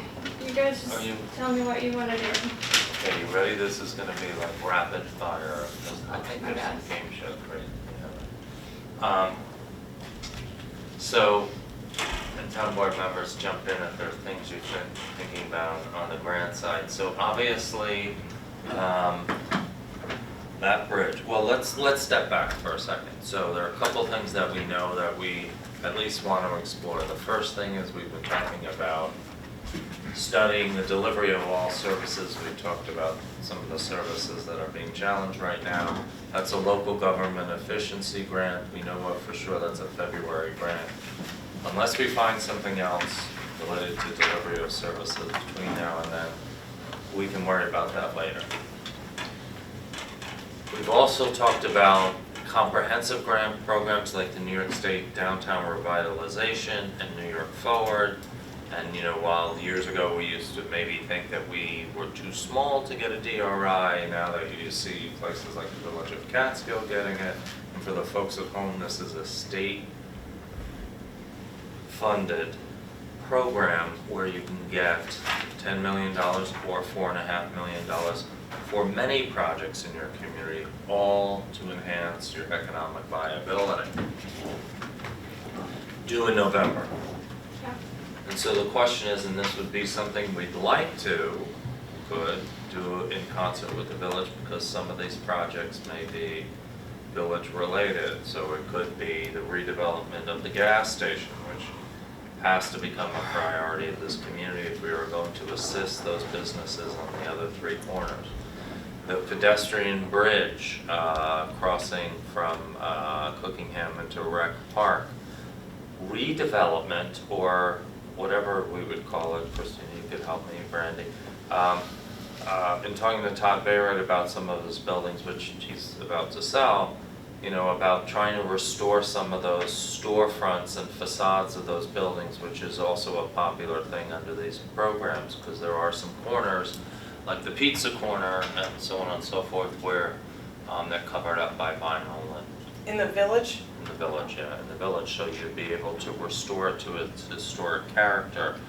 These are the types of things that often you can find in a DRI or New York Forward application. That said, here we are in late June.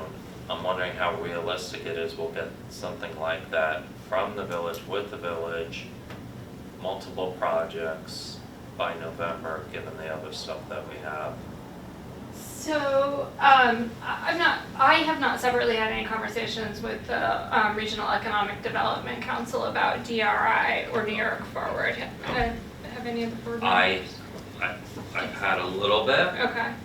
Did they give you any framework? Because just I did look up, and I'm happy to share with the board, like just the sort of the general framework for each program, and I think that maybe can help us make a decision. We did, I circulated that Okay. with the board on a couple of occasions so Right. that they know the DRI program, some examples. And what there was a got little bit of funded. compare and contrast in some of that programmatic information about the DRI Right. versus New York Forward, Right. and generally speaking, it has to do with the magnitude of the dollar value of projects that are sort of ready to go to help revitalize Exactly. a community. Exactly. And given the fact that we don't have a developer lined up, for example, for the corner to redevelop the gas station, should, that materialize, I'm thinking that we should start working on this, but it may not be realistic to get something put forward by November. For November.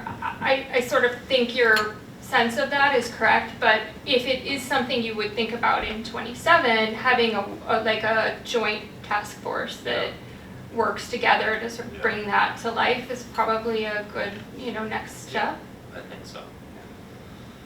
Okay, could we go to some of the things that we know we want to accomplish, which is that pedestrian bridge? So in advance of that, doing a DRI or New York Forward, we still should go ahead and try and get some funding. We already have an application we could clone, if you like to say, to OP, With the RHP, yeah. RHP, local acronyms to Parks. Office of Parks, Recreation, and Historic Preservation, yeah. So, what's the maximum on that? Do we recall for that? I did not bring that one, I am so sorry. I think we did 300,000 last time, is that right? I think we can do more though.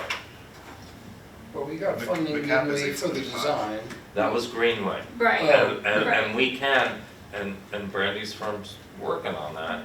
We're not ready yet. We can go back to Greenway for $250,000 to do construction, yeah. okay? But we might want to, Actually, that's a drop in the bucket for a well, bridge. yeah, it's gonna be a seven-figure thing. It would probably Yeah, I be mean, a million, I've seen some of Yeah, the proposed Yeah, yeah. from the. surfacings and other things. Right, right. I did look in OPRHP, I don't see a lot of like really strong trails. They've got parks Yeah, and fair. facilities, Okay. but we've Okay. always called this a trail linkage. Okay. Well, when I met with Schumer's person, they were excited about maybe doing trails, but they also changed their themes each year, what they Right. get excited about. Did they mention they've got a funding opportunity coming up with an upcoming budget round, or? I think that's already passed for Okay. this year. We would be talking for next Yeah. year. But we need, it'd be nice to get $1 million. We could ask for $1 million. Yeah. Okay, so, yes, no, let's look at the max that we could get from Okay. OP, RHP to see if it's worth trying for that now, or not. The chart says 875. 875. Oh, you've got it in front of But you. how much do they have statewide again? 26 million, 28.75 million. Which really isn't a lot for that department. It's up to 50% of eligible project cost. Yeah, so that would help. I don't think they would give us that and through Greenway. I don't know. I doubt it, but I don't know for sure. And if our design's not ready, maybe that's gonna not help us. Okay, could we go to salt shed for a second? Now, W-Equip, I know you're not there yet, right? I don't think W-Equip has money for salt shed reconstruction, and in fact, Bill and I had a meeting this week with the folks that helped us with the drinking water source protection plan and asked if they could make an inquiry to see if there are any other funding sources to help us rebuild the salt shed. So Boy, that's in bad shape. it is. What's the status of the funding for the brine? So you have that contract. It's basically on hold until we decide how the brine building relates to the salt shed. So it's And just. what's the deadline for? There's not using that a money? deadline Yeah. per That's for se. the equipment though. Yeah. That's all it funds is the physical equipment. Right. Where it goes is really the issue. Well, I'm Well- not so sure that's the case. I thought I read something about Well, that you it's can the use it to the equipment building. and the infrastructure upgrade, so we knew we needed to extend the water and sewer. Well, that, yeah, Yeah, for the yeah. extension of the But water. it won't cover a shelter It won't for it, cover and the you do need a physical small environment. shelter for it. You know, I'm not 100% sure about that, but let me look into that. I When thought we- I read something Yeah, about if, that. if you wanna check and let me know, that'd be fine, You would like but my, to. my recollection in having Okay. conversation with the state when we did the contract was I that. think that initially was the case. So, Yeah, so okay. what was the answer? The answer is we don't think, but I want In, to. in terms of the deadline for, Oh, no, for the that's- funding? No, There's there's no no deadline there's for no the deadline funding. for the No, funding. we just have to figure out where that structure is that's gonna house the equipment. So if we That's what bought Bryan equipment in 2050, we would have money for it? Well, I mean, I don't think it's gonna last that Usually long, the grants are for a period of 2, 3, or 5 years, Yeah. and And they'll then you let ask you for get extensions extensions. and so on and so Yeah, forth. so. Yeah. I don't know that it's We'll need to do the unlimited. salt shed before that expires, I think, Well, I mean, or hopefully. initially this is sort of mushroomed a little bit, because initially we had just envisioned a small standalone conditioned structure that would house it, but, you know, recognizing the poor condition that the salt shed is in and the need to have the salt shed to create the brine, you know, like there is some interrelated characteristics there. So is it gonna be like a combination building? Well, I mean, Christina and I have looked at it together with Teresa, and, you know, Teresa's team would like the brine equipment to be very adjacent to the salt shed, and so we Right. were talking about, could we actually just build a little structure off one side of the salt shed? So we think, basically, the previous idea was tear down the entire building Right. and start over. Yep. And as we looked at it, we think it would be viable to repair it and then also build off of it to give the highway department more storage and the brine equipment within the same structure. Is that all gonna be done before winter? I doubt it. I mean, I think we're pushing up against timelines now that it's June, right? So, I did talk to our structural department, they'd like to come back out and look at that building, because they looked at it about 6 years ago, and it hasn't gotten better. And then we would need to price what the repairs would be, if it's like sistering partway up, or I'd like whatever. to meet with them when they come Sure, out, yeah. we could coordinate that. Yeah, absolutely, absolutely. When is that gonna happen? I don't have it scheduled yet. I wanted to see if you guys were, you know, open to them coming out and looking at it. Do you think that's the next step or Yes. pricing? No, We that's talked- the next step, because I asked them if they could look at it and then price what the repairs would look like, and give us an idea of the magnitude of what those repairs would be. Okay. Because that can help us make a decision as to whether or not it's a fix or replace, I think. Okay. So it's not a lot, but in the 2026, I thought I remembered this. In the 2026, on this line, salt storage and road salt reduction, 25%. Yeah. Yeah, I would They're need just to- not gonna give us another grant, are they? Yeah, I'll just say last year they had that same category, Okay. and they had only funded it to $670,000. Okay. And that was like earmarked for 3 pop-up salt sheds in the Adirondacks. Like, Okay. that's all that came out of that. So it was so little money, it didn't Okay. seem reasonable to apply for it. Okay, fine. I can check what Fair this enough. year's program's details are. You're going right there, aren't you? Alright. We'll read it together. Well, we need to put it to bed, right? Yeah, yeah. This full source of, sole source product. Oh, this is just telling you, yeah, Yeah, what you so that's need. not really telling us. Didn't Michael say on the WebEx that, not the WebEx, whatever his system It was was, for new, the Zoom, yeah. that he was gonna look to see if there was anything else out there? He was gonna look, yeah, and so That when might did we not talk be to so him? We talked to him on Monday? Yeah, Yeah, so he has, it's only Wednesday, he hasn't gotten back to us yet. but he agreed that this was an important thing to do. Given its proximity to the drinking water source and over the aquifer, yeah, absolutely, he did agree, but yeah, he wasn't aware off the top of his head what other funding opportunities there might be for the town. Okay, and you have your structural person looking at that? Yeah, I need to get him scheduled, so, Okay. yeah, if Okay. if that's okay with you guys, we'll do that. I like to go on that meeting also. Okay, Good.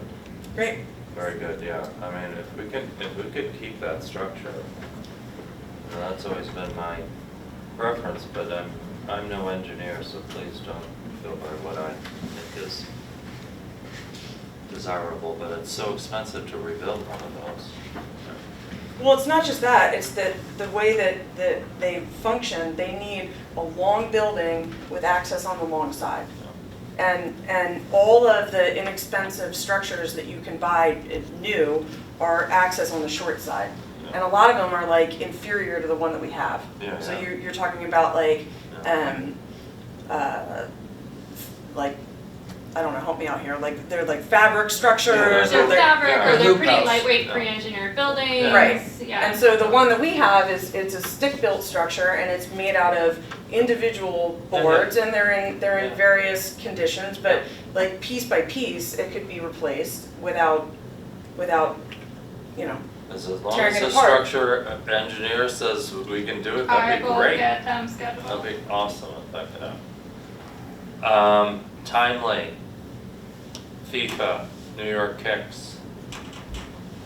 Yeah, so we did look at the New York Kicks, and we did look at your master plan, for the Rec Park West. We did confirm that the Rec Park West master plan is for natural grass fields, which are relatively, inexpensive. There's no special stormwater that has to be designed for natural grass fields. And the amount that New York Kicks provides, the maximum is 200,000, which would go probably 75 to 80% of the way there to put in those fields.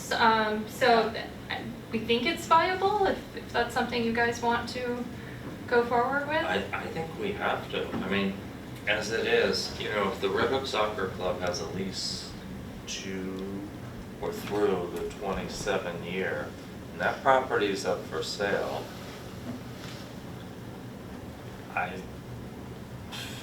I think we need to get those rectangular fields built and ready. I mean, it's gonna take a while. Get a Yeah. grant, I mean, when they'll be ready for They 27? won't be ready right away. They typically need 2 seasons, 2 growing seasons Right. for the grass So to grow in so 28. that you can play on it without completely destroying the Yeah. surface, so. So maybe their lease is good through the 27 season. I've talked to the, what I now know is the previous head of the Red Hook Soccer Club, about that, and, yeah, I don't know how you all feel, but I think we should go for it. I mean, otherwise they could be without a place and our kids will. How much room is there? Have Oh, Ken it's and already Christina it's already seen the designed. master plan? Do you Yeah, guys yeah. want me to send that? Yeah, Yeah, send please it out. circulate it. I mean, how many acres is the current field on, like 4 or 5 acres? Well, there's, it's structured 3 rectangular fields are Right. set aside the master plan. Yeah, so on Rec Park West, for the portion of the parcel South that's side. like the south portion, we had planned for 3 rectangular fields that could be used for soccer or lacrosse or, All those things. Is there a director for the soccer association now? Yeah, there's a new one, I don't know her, Oh, who the current head is, that's all. But I've told Sherry, who was the previous one, please get with her and let's have a meeting and find out right. how to plan, because Yeah. we don't know if they're gonna get an extension on that lease, because that property is up for sale. Right. So, apply, right? okay. I Right? don't think there's any harm in doing it. Right, okay. I think it's a net positive, even Okay. if, even if it takes 2 years, we're gonna wanna have the fields there. That's part of I the plan. Yeah. will get back to you for your next meeting. If there's a resolution that's required, we'll work to make sure that that's available. I'm gonna step out for a minute and you all can talk about the exciting topic of culverts. Would that be all right? I have not had a chance to talk to Teresa about culverts. Okay. So that was on my to-do list and I have Okay. not been able to do that, so. Okay, well, not necessarily identifying which one. Yeah, Just for background for the public and for the new town board members, we have had an extensive town-wide study of culverts and yeah. and they've been rated and, all of that. Well, I so. mean, if you need to step out of time, but because Bill and I were talking about, there is climate smart communities, which you are a climate smart community, so that helps your scoring. But those climate smart community funds can be used for the construction, and you've got those Willits Drive culverts.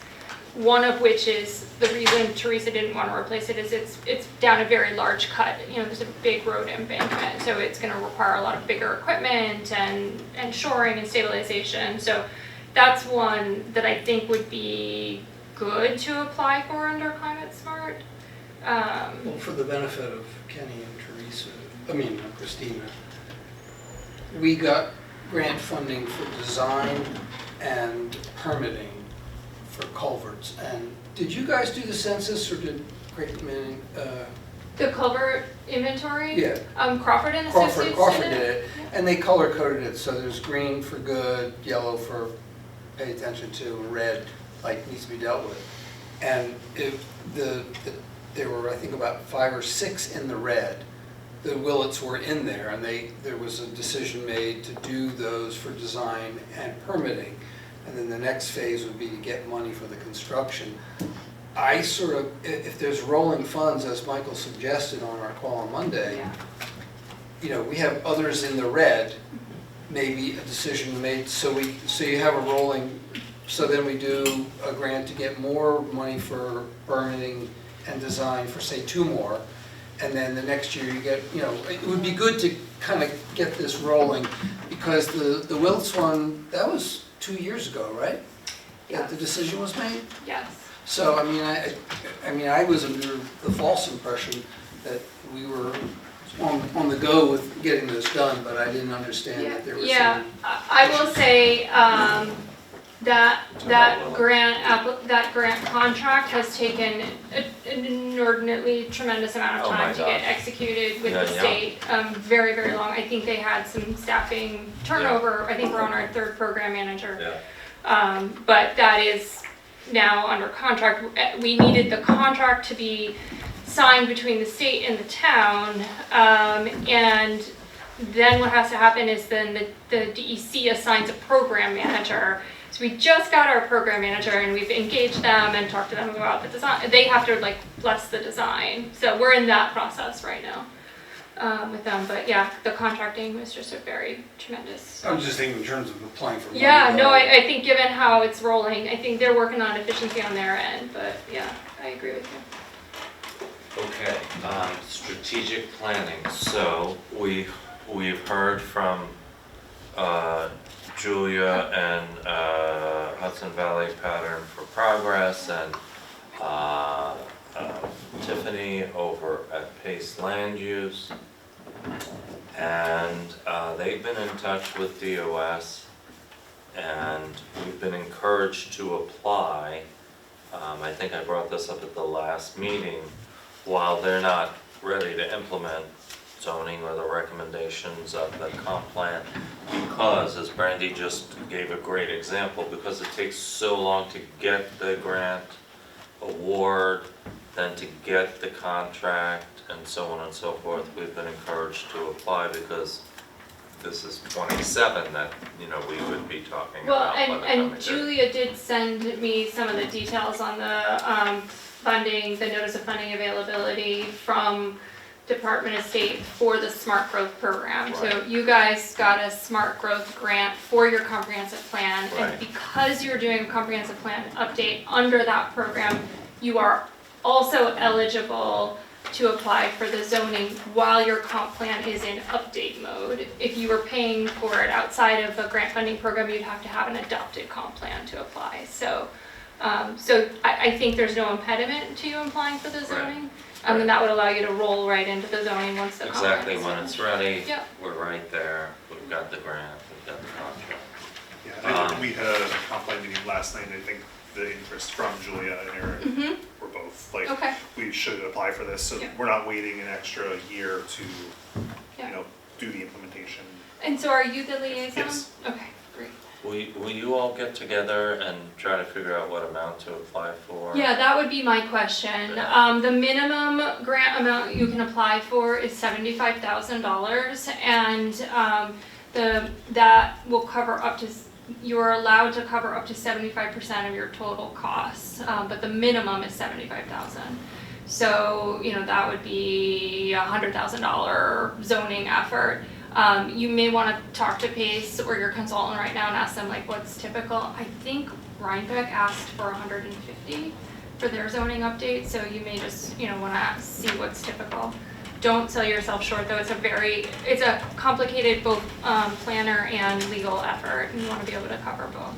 Yeah, Of course, you have to deal with seeker in the context of that, so remember that's part of your process for that. That's Right, right, You're gonna have a planner working very closely with you on all of that, so. right.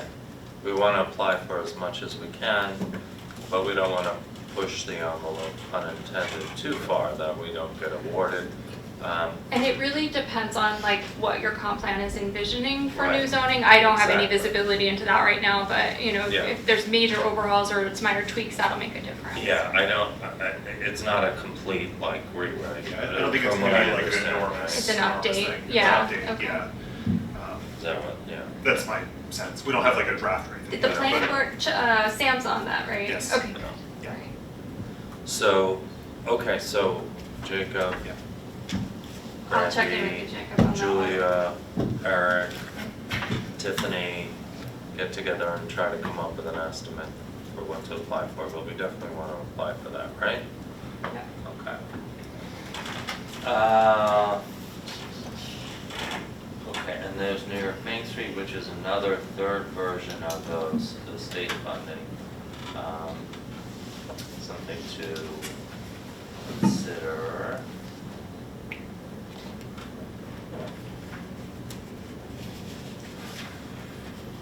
We didn't really talk about the building cleanup communities competition, right? The NYSERDA. No. I don't think we did cover that. And those are rolling, so those don't have the same application deadline. Right. And then Clement Smart, we talked about for culverts and W-Quip, we were kicking around for salt shed, and Okay. I'll double check, but I don't think there's a lot of. What do you think about, since we applied to the county a couple of times about that sidewalk to Hannaford? Mm. Can you go back on the W-Quip for just 1 second? Well, yeah, sure. The deadline for that is the end of July, correct? I believe the deadline for that is with the CFAs on July 30th. That's what I thought. Yeah, yeah, So we awarded a contract for the rehab of well 1. yeah. And we talked with Michael about the issue of funding if we had to drill another well. Yeah. In other words, they'll rehab that well, or they'll try, and it's either gonna work or it's not gonna work. And if it's not gonna work, we have to drill another well, and there is money available in W-Quip for drilling a well, right? That's what he said. Yes, but are you gonna be able to wait till you get the funding to drill that well? Well, the current well is producing consistently, without any deviation, half of what it produced before. So the question is, the comfort level for the water department. I mean, they've been operating this way for 6 months, so, the issue is, grant application goes in the end of July, they make their awards like the end of the calendar year, right? It would be their comfort level, but it's certainly a source of, my understanding is this isn't like drilling a well for a house. This is a very No, it is, it's expensive, involved. like 6 figures mid. Well, I don't know off the top of my head, but I'd be happy to check and. I just think, Yeah. So what's the disadvantage though? It just the investment in time in the grant application, if we need to do it, like, Here's the thing, I think there's an eventuality, depending on water district number 2 and other issues, and there already is a third well, by the way, that was drilled a long time ago. It would have to be basically re-drilled to see if it's viable. It's down near there. But I think in my discussions with the water board, I think everybody recognizes that, there's a good likelihood that a new well will have to be drilled at some point. Either because for capacity, or this well, for whatever reason, isn't gonna be able to be fully resuscitated. And, what Ablin and I think, when we had the last meeting, I was told that these kinds of, it was Jerry, who works for the county, it could be $150,000 to drill a well, this kind of well. And so, now obviously it can come out of their reserves from the water department, right? Sure. But if he can get a grant for it, Yeah. why not? But are we gonna have a What I'm saying, tentative grant when we're in the process of, I feel like we're gonna be applying and then maybe fixing the problem. no. at the same time. What I'm saying is we awarded a contract to have the well rehabbed, and it's Yeah. gonna be rehabbed Yeah. before the expiration of this, before the end of July, is We my hope. understanding. Well, And so, what I know it's tight. you want us to be ready to put in an application if it doesn't work? Is that what you're saying? Okay, Yeah. fair enough. Let me look into the requirements of it for the. I mean, maybe it's not doable, but I'm looking at this, I'm trying to. Yeah, I just want to have enough information to have a, Well, I'm actually looking at a bill from your company for well rehab. Well, that was for the awarding, for the specs, No. for the contractor, for what we awarded, the contract we awarded. Right. But the fee is $11,900. It's a lot, because when you put out something, put it out for bid, it's like you're designing. you're designing it, so, and the well rehab is different than drilling a well, Right. but, which would probably have some considerable time bond expenses as well. But, yeah, I mean, they're gonna, they're gonna Okay, do so it, see what happens. let's see, that's a question for Dan too. Dan would Yeah, I probably will be get back. others at to your you on firm that to one. see That's right. how long it would I was take just to thinking put an about grant money. application together, yeah. Okay. Well, and there's other issues with the, in the water department as well, right? Like we can talk about this later or now, but, Well, we're on grants now. we're on grants, right, but I mean, if we're looking for money, there's dead ends in the system that are causing issues Yeah, for yeah, some yeah. of the residents, Yeah, so. so Grant. we've talked about, but that's not a grant That's thing, not grant but stuff. that is something, I mean, if we could fold in bringing the water to, Brandy and I have discussed bringing the water to Rec Park West, because maybe we do want to be able to water those new fields if we're going to build those fields. Can we roll that into the grant, and then we could solve this other Not New York outstanding Kicks. stuff problem? New York Kicks is just for fields, it's not for any just for deleted fields. infrastructure. So the issue is there's 5 houses that are Four, I on think it's Linden 4. Avenue and there's a dead end. And they have sediment buildup in their, I did look at it for the water You did? department, yeah, and there is a water line that comes up Fruit Bud Yeah. and goes up the east side of Linden Avenue. so there's, my like- concern would be any dead ends that we have within the system, we should Yeah. look at and we should figure out a way. I mean, it's been since what, like the 50s that this has Yeah, been in no, there. We Hank- haven't ever flushed the lines, and so when you have a buildup of magnesium with Manganese. manganese, sorry, Yep. manganese. We don't know it's manganese, but suspected to be. Suspected. Nobody's actually tested the water, yeah. It's Fair, gonna but- get It's gonna get tested next week. Oh, good. So there are two stubs, and basically what I told Hank is like, we gotta, this is ridiculous. Let's just clear, it's only 2 stubs in the whole water system. Let's get this solved. And one of the ideas on the one was maybe we could also at the same time bring water to Rec Park West, because we need to continue to work on Rec Park West, so. So you either loop it or you have to Yeah. regularly Put a flush it, flushing in, and we yeah. haven't been doing that. Yeah. But there could be grant money for the part that could go to Rec Park West, which gives you its own Under which component. program? I Oh. don't know, I would need I to mean, check that. parks. I mean, The- we'd have to the- go to parks for that, right? I think so. Potentially, but I'm not sure.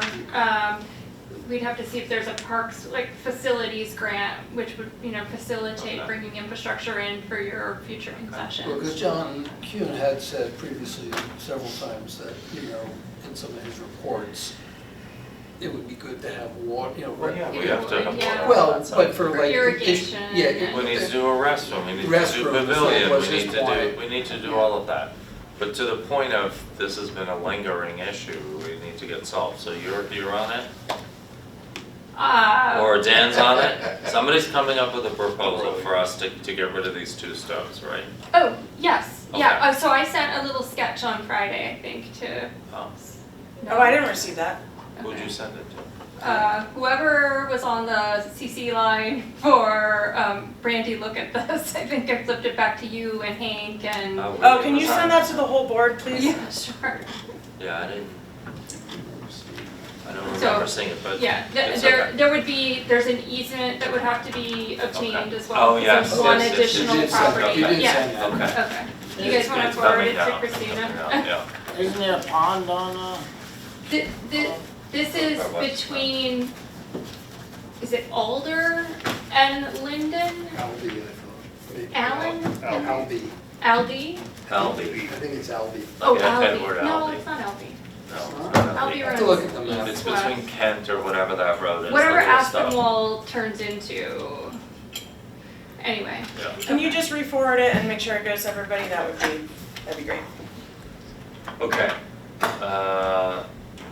Did we cover all the topics? I feel like we did.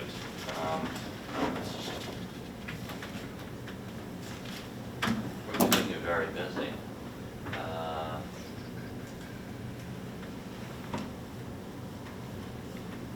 So that's all somewhat dated now.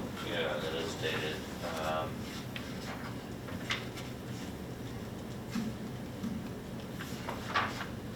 Now, shed, flood roof. I think that's it.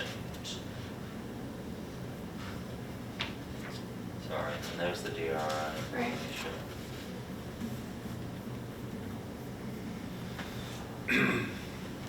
Just looking at this, I think that's kind of it for that. For grants. program. Okay. That's enough, Okay, so, especially since we have to redo IMG. and what we'll endeavor to do is anything that needs a resolution, we'll Yeah. work with you for your meeting on 14th to have Yeah. those, if you need resolution for your grant application. Right.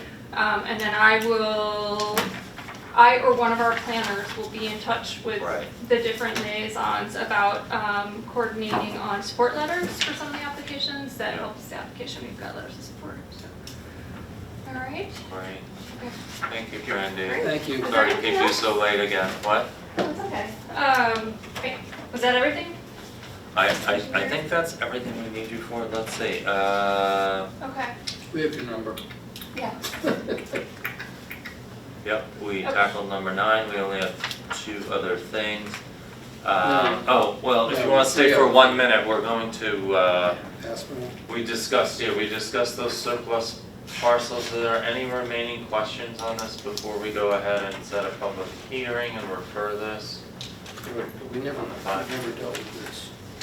Oh, the Aspinwall Bridge? Yeah. We'll come back to that. I want Okay. Karen to get out of here at Okay. some point. Okay. But if there are any questions related, because she did do sort of a back of the envelope, try to like estimate of you know, what the potential development on those. So now we have the 5 parcels in there, in the application, not just the 4, but 5. A total of 8.55 acres, and a requirement under the CPF statute is we refer to the advisory board. Any questions on this? We'll set the public hearing. The only question I have is, will the 14th be soon enough? I'm not so sure it will be.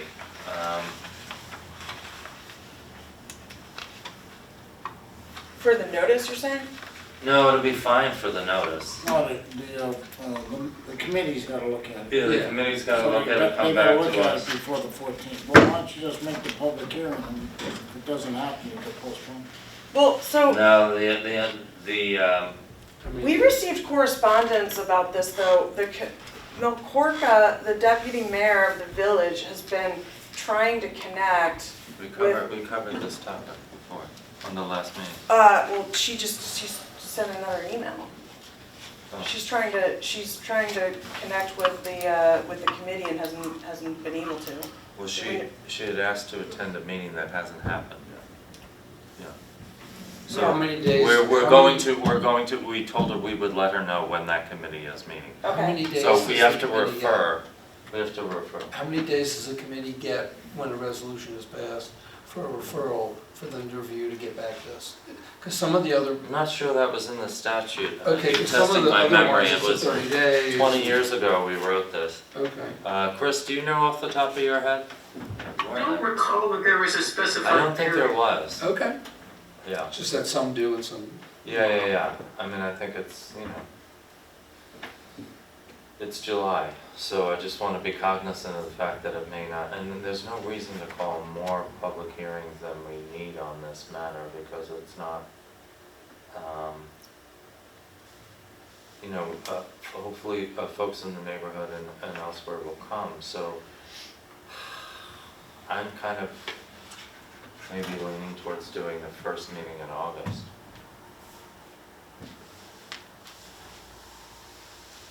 Let's get through the grants, let's get through all that stuff. And this way we'll know that we'll have something back. It's too late to use to reduce the principal. Yeah, I know, you already There's have no to do the, closing. you have to do the There's no funding for closing. that. It's not, I mean, Yeah. it's too Okay. late for that, so. It just goes. The in. first Because they don't regularly meet, is that the issue? They only meet when necessary. Who's the liaison? Who's the liaison? Me, You? Alright. Yeah, Mel Park is trying to get a hold of them for forever. So she's, Well, no, I I'll think she's got. contact Mary and she's a chair. alright. Yeah, I think she's gotten in touch with her. Okay, what's our first meeting in August? Who's got a calendar in front of them? The 11th. August 11th. Okay. Can we change this, this public hearing notice to, Just sorry, remind you, I'm away then. you're away on the 11th? I am. Jersey Shore.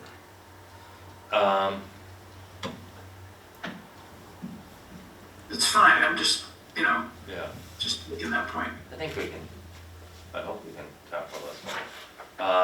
It's a public hearing. Okay. Or we can do the second one at this point, I don't know. Well, you sometimes cancel the 2nd August, so, Yeah. That's true. yeah. So, All right, August 11th. I don't know, what do you want to do? I want to get through the grant cycle. August 11th? Okay, 7:35. Resolution number 32 as amended. Referring and setting the public hearing.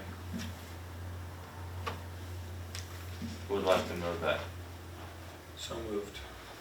Thank you. Second. William, would you please also have the notice amended as part of that to reflect Yes. now date Because that's, August 11th, 7:35, as amended.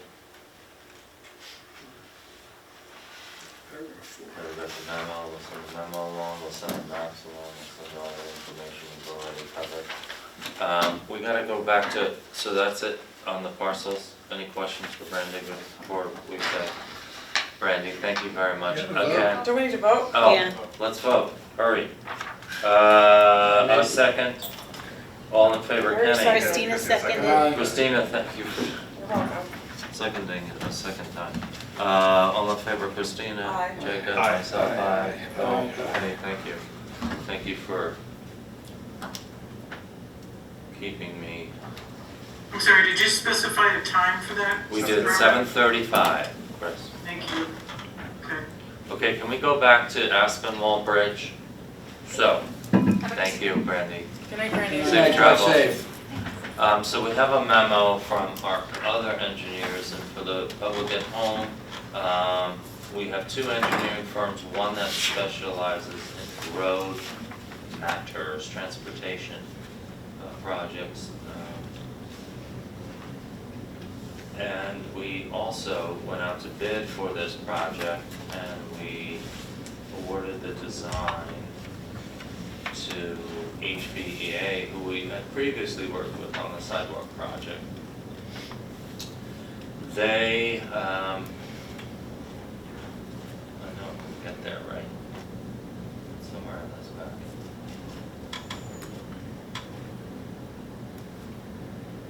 We had two bids, as I mentioned earlier in the evening. one apparently had errors when they reviewed it.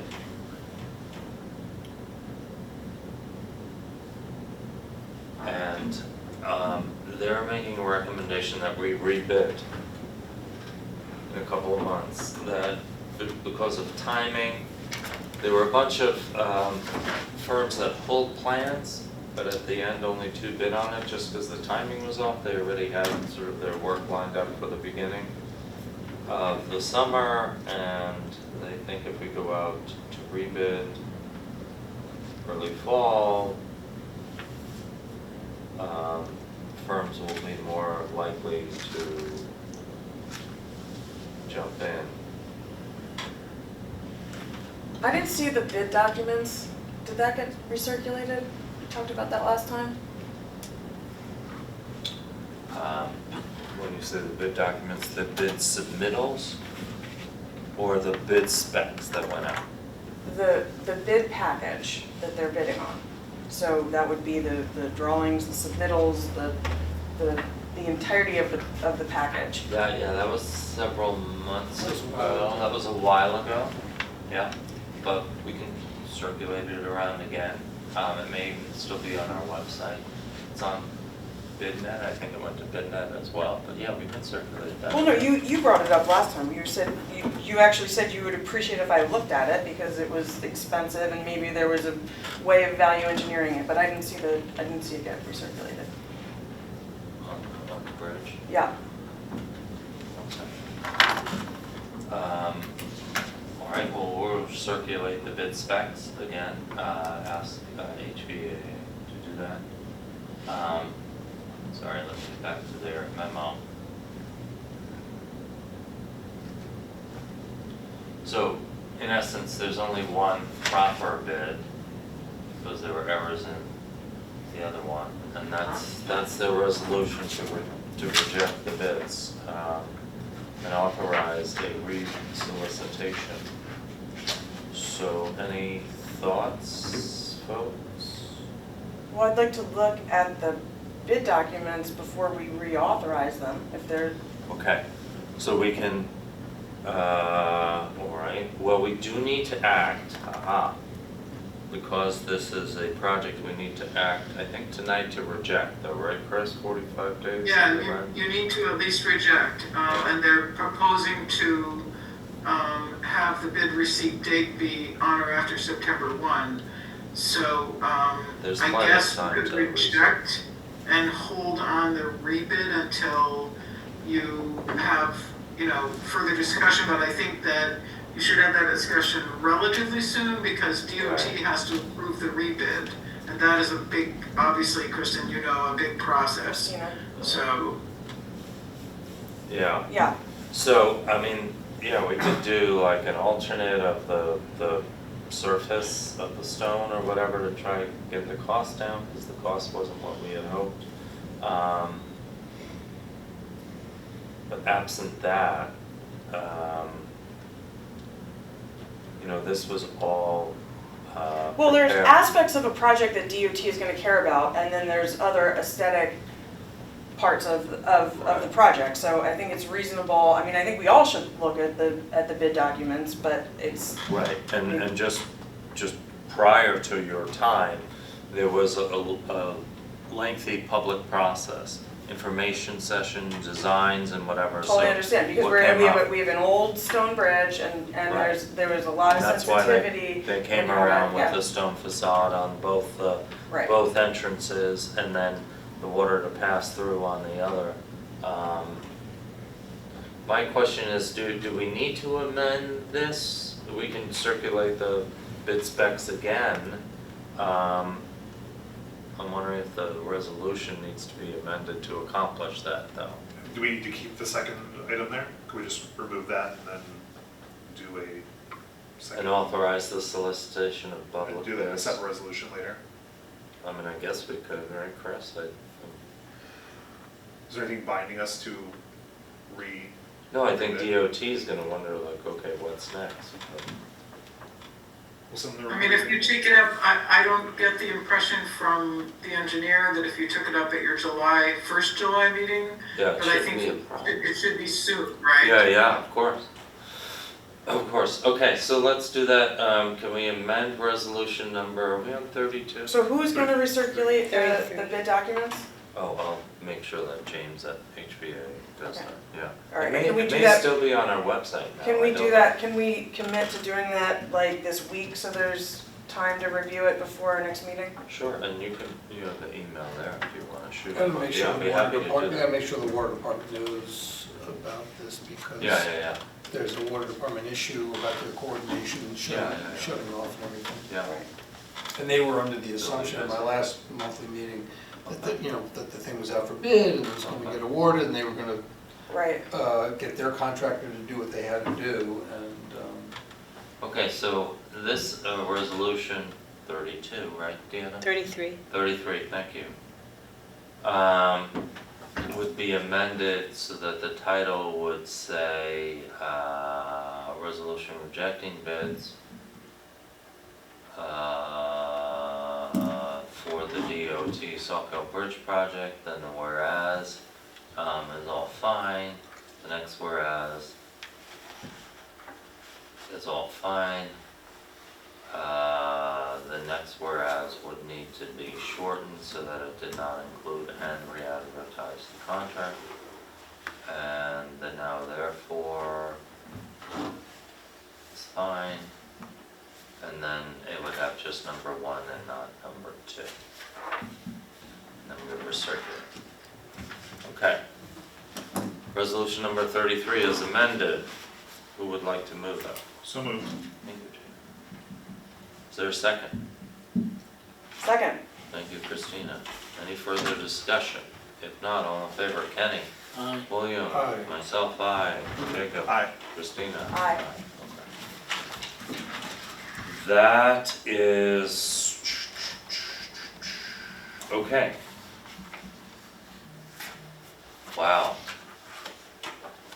I'm wondering if we could let the written board and committee reports speak for themselves. Can I make one quick announcement for the comp plan? Please, would you? Yeah, so I guess just a brief update, it's not going to be super substantial.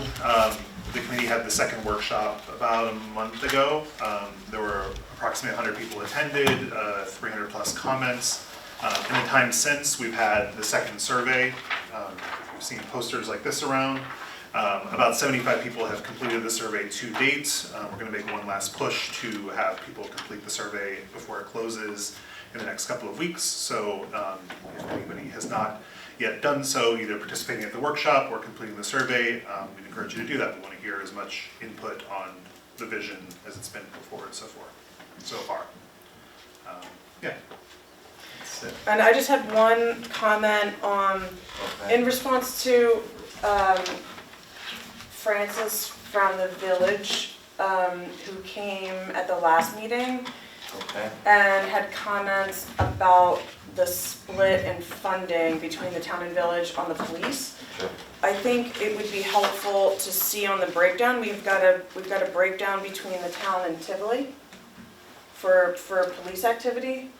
But I think it would be helpful to see town, village, and village. On our Two villages. policing reports, yeah. Yeah, Well, and this again goes to the issue of this is why we need to have, just like we did with the courts, when we went out to get the grant 9 years ago, local government efficiency grant, to study these services to understand not only where the services are being delivered, how the services are being delivered, the costs associated, what can be done regardless of who's paying what share of it.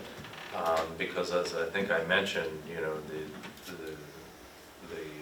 amount that's coming out of the village budget is high on policing, but then when you look at fire, I mean, it's like it's almost all of us. I'm not even sure they, you know, made a fire payment, the village, in 2026. it's in their budget. I looked at it today, actually. It's in their budget, but I'm not sure they've made a payment. Oh, okay. So, well, but I mean, you can't, the point is, you the can't point say is that we you're need to gonna study. fund one thing from the other. I mean, you gotta look at all, like, if the fire is uneven, then that's a discussion, but I think. Well, that's why we Yeah. want to look at Sure. we want to study these services and see how they're being delivered, whether they're being done efficiently, and what alternatives exist. And that's exactly what happened with the court study, and they were given options, and, you know, we'll learn a lot more about it, just like some of the questions you've asked about splitting up. This is not just about you responded to something there, how much time are you spending in this village or that village or the town, and so on and so forth, doing the shifts. So. I mean, so are we good with that request? I don't know who's the liaison for police. I Well- am, but I think that that's not That's a something that we can standalone study. silo issue. Right. It's an issue that I think that we as a board should pass a resolution and fund a study, just like they did before. Right, right. And there are grants for that, to look at, you know, shared services, consolidation of services. I mean, listen, the fire department is not even a municipal entity here in Red Hook. Right. But yet, it sits on land and in the village that belongs to the village. I think that you really, if you're gonna raise the issue, and I'm sorry I couldn't make the meeting. I did go and watch it on Panda, but I think you really have to look at it more globally. And I think it's a fair thing to do, and I think it's something we should do, actually. I mean, my point is not to draw a conclusion, but I'm just, it occurred to me when I'm looking at this report that we highlight Tivoli and the town, and especially since it was brought up as an issue, I don't see why we wouldn't just highlight the village, the town, and the village of Tivoli. So on there, Although the village of Tivoli, you should know the history of them in policing. It's relatively new that they're using the Red Hook Police Department as their primary. They used the sheriff's office for many, many years, and then they switched to the police. We have been consistently using the police, and we do have a small thing for the sheriff, which covers, that's the pass-through for like the BARD graduation. yeah, but It I shouldn't think, be a but I big think deal just to Christine. break it out, right? Right, I think Christina's request is a, We put this from the village road. yeah, is a simple lift. Oh, for the police department? Well, just on this report, see Oh. on the screen where it says town and Tivoli? Yeah, If they that's could all I'm put- saying. Oh, if just they could add just the- put add a the line for village. Red Just Hook break it Village. out so that we Yeah. have some data, and then, you know, see where it goes from there. But, I mean, that would be a good starting point. Yeah. I think we could ask for that, don't you think, Bob? Oh, yeah, I do. I don't know. Well, So- they'll give it to us? No, they'll give it to us. And I think the issue is, in looking at prior reports, which the mayor, and I understand and agree with her decision not to include every call, Yeah. like the addresses, Yeah. Right. because I scrutinize that every Yeah, month. this isn't really helpful. Some of those addresses, it's questionable whether it was in the village or in the town. There are properties that straddle them, and there are events, more than just properties. There are events that happen that cross over jurisdictional boundaries. And so there are things, there's a call that they might go on that's a village call, but ends up in this court for a variety of reasons. And so I will ask if there's an easy way for them to do that, but it may not be quite as precise as the Tivoli one, which is very easy for them to do. This report is also missing the breakdown of the types of incidents we got for previous ones. Yeah. Yeah, I was gonna ask him to do We that. asked about that, so could we do both of those Yeah. things, ask Yeah. for the request to have. They didn't, I think that was an oversight, 'cause Yeah, no, normally, I think we can get it, Okay. it's just I wanted to flag that because I know that we had the breakdown last time. Okay. Okay, and then also, you know, we got, as part of Teresa's report, she's talking about 3 new trucks and funding of all that, and I'll get with Anna, our bookkeeper, and Teresa, and let's figure out a plan, because obviously we're not gonna be buying, we just bought 2 trucks, we're not gonna be buying 3 new. You know, you have to, I think she mentioned it, the last thing, we put them 1 or 2 trucks, and, you know, we have to spread these out so that you have a Didn't we- replacement cycle, and we, didn't we just replace a plow truck, not that long ago. not that long ago? We need 'Cause to, we need to look at, again, the capital. I remember, it was like $300,000. No, we've replaced so much equipment. I mean, she flagged Around out the that time. ones currently that she wants to replace are from 2005, 2010, 2011. So there are two that were back-to-back at least of those. Just, Okay. Yeah. you know, I if just- we can do better and spread them out, like, it'd be good to have a sense. Well, because it does of take that. like 2 to 3 years to actually get delivery. Yes. I understand Yeah. that, but, you know, we also need to, we need to be thinking, and I'm sure Yeah. she's thinking about it in the next, you know, whenever that is, next cyber superintendent, we'll think about what equipment inventory, you know, she or he would like. We need to spread it out, but The also take a look 2005 at the should be- demands. The 2005 should be replaced. Yeah, 2005 would be the one that we would look towards. And there's But also we there's a need- discount if you, on an early pay. $18,000 discount. Yeah. Yeah, there's always a discount if you buy now for everything. Well, listen, I just Yeah, bought a truck for $150,000. I mean, Yeah. it wasn't as expensive as this truck. yeah. These are 300,000, not including the. Again, we need to understand which trucks, because our needs are going to be changing a little bit too, right? If we're moving towards brining and having roads in tradition, for example, we may want to, you know, reassess, obviously with her leading the way, whether or not there needs to be a slight Yeah, but change in Brian composition. is not gonna replace salting. It's just Understood. an added, it's a Understood. tool, but it's not gonna Under- replace. Understood, Sand and understood, salt. but having roads like tradition There's means not those narrow- big trucks are not gonna be what you want for, and we did just approve 2 trucks with plows, right, 2 smaller trucks, so. So what, We so, wanna so look what at- do, what do we wanna ask for? Maybe a projection over a period of time of what equipment, I mean, like, you gotta look ahead for these things, right? Like Bill, you just said, they take how long? 2 to 3 years. 2 to 3 years to. Oh, absolutely, Christine, again, this is, I mean, I know you both are, you know, new to this, but I will tell you, we have redone almost all the equipment there. Robert, I have Almost trucks all. and tractors and. Yeah. I have over $1 million worth of equipment on the farm. No, I understand, I'm just I saying, understand we about have been. Replacing. We have been replacing almost the entire department's equipment, and so we're nearing the end of that. What I want to do is get it, as we always do fiscally, on a good schedule where it's both available and reliable and Right. replacement. Well, being new to it has nothing to do with it.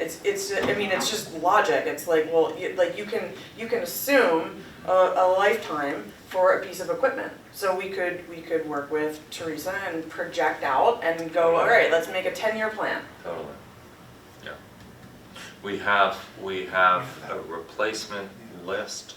Right now, what I'm suggesting is we should take a look at that and make sure we have the right composition, that there may not be a need to, you know, there may be a need to tweak that a little bit, because the roads inventory may be different, okay? And so we'll look at also the financial, that's what I do in my Of office. course, that's what Teresa does. That's why she's our highway Right. super. She's gonna advise, but like if we're like, I don't know, it seems like every time this comes up, it's like a mystery, but like, why don't we just project out and make her, like, ask her to give us an estimation of what she's gonna need over some period of time, and then. Well, I think that's what her memo is, talks about these 3 trucks, so what we want to get together is figure out the financial portion of it. But you're making it and the seem like it's a schedule. surprise that you've already replaced all the equipment, or, No.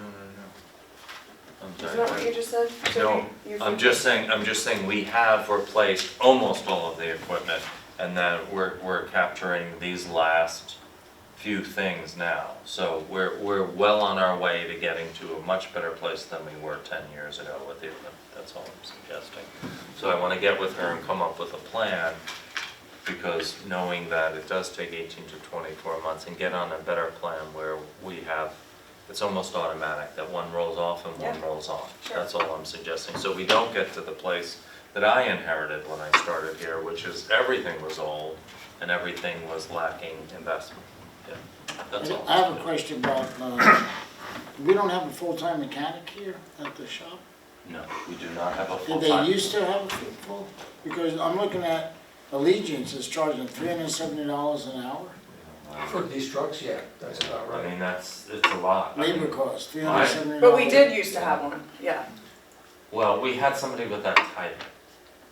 Okay, so, and Steve, who retired, comes back and works on the trucks that he can work on. Right, So we have that, and it's been a good working relationship with he had offered to come back, and we were like, great, so. but I mean, major repairs, I mean, like, you know, Well, they have kingpins and, I mean, I do that in my shop and I'm, you know, I'm seeing what I'm saving by doing it in our shop. Right. I'm saving thousands of dollars just on that one task, you know, so I mean, you could justify having, if you're gonna have these kind of costs, but that goes along with having trucks that are older. There you go. There's the answer, is we have less and less of that than we used to, because we are refreshing the inventory, so. Well, my And that's one of the understanding things also we was have. that the mechanics we had, it was really it was a gift in a way from as someone who's a driver, who's, someone who's a plow driver has a certain skill set. Yeah. Right, And so they're doing it, but it's not a part of their, and I think in her memo it said that, it's not a part of their job duty. right. And, since we're about to lose somebody, or we just did, with 1 week's notice, we're gonna have to, hire somebody. It's certainly worth asking, do you have any mechanic skills? Right. Why, did somebody just leave the highway department? Yeah, somebody we hired from, didn't live in the area, that offered back a job. Yeah, Anyway, in there. who's the liaison for, That's me. Jacob. Yeah. Poor Jacob is the liaison to everything, and he's spending it every night at well, a meeting. I'll take over that liaison. Oh, you want that one? Okay, Be careful what you wish for. Well, yeah, I mean, because I deal with this stuff every day, so. okay, well, Okay. you guys discuss that offline. All right, we need to, get going on our next, we'll leave the written reports to speak for themselves, then committee and department reports. Do we want to cover the letter from Sauk Hill watershed, Do I want to cover the letter from something? for the water testing? Oh, yeah, okay, sure.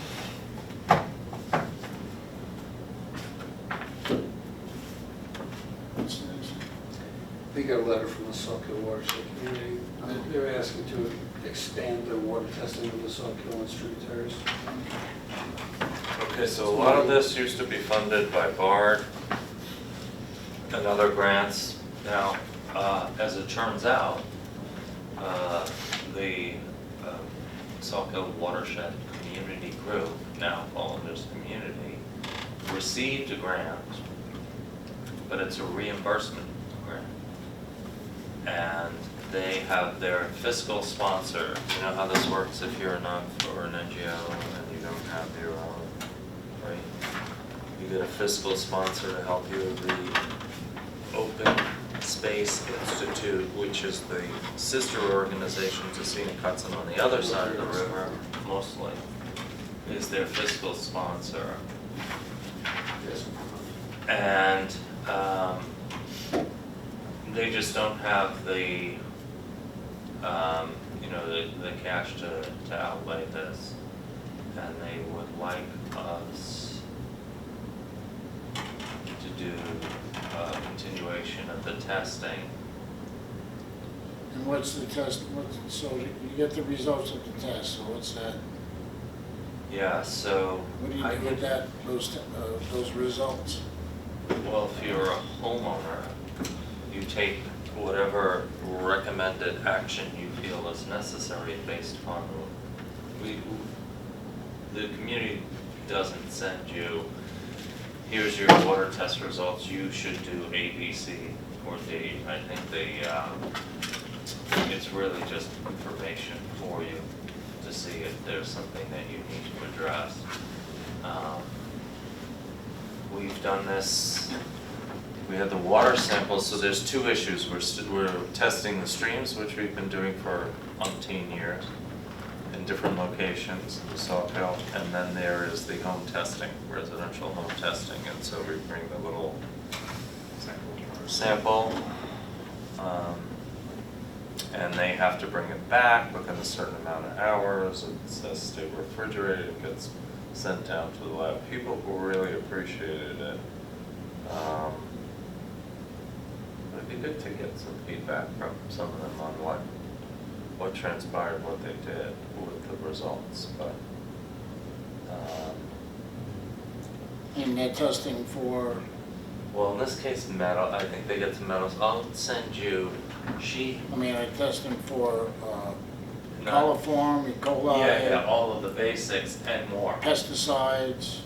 I And don't then, know. well, the PFOA and PFOS were part of those. Let's get, I'll get you a sample. Well, result. pesticides is an expensive, Yeah. that one's an expensive Yeah. test. I'll get you a sample. In fact, I think she sent one. Let me see. But I'm sure if they test it, you're always gonna find E. coli and coliform in the water. On some level, right?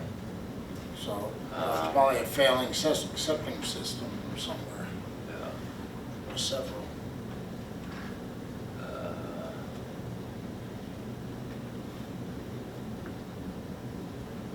Oh, here we go.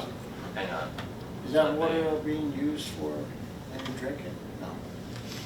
Which water? The Sawkill. Oh, yeah, that's what Bard's water is from. But they're treating the water. Yeah, they have a plan.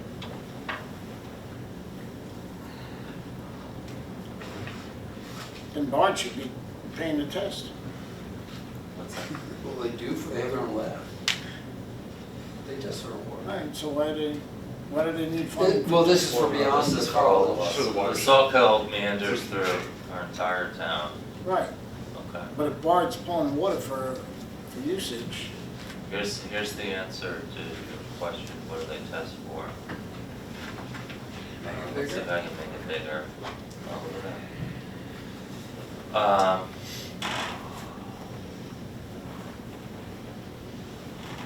Coliform, E. coli, fluoride, chloride, bromide.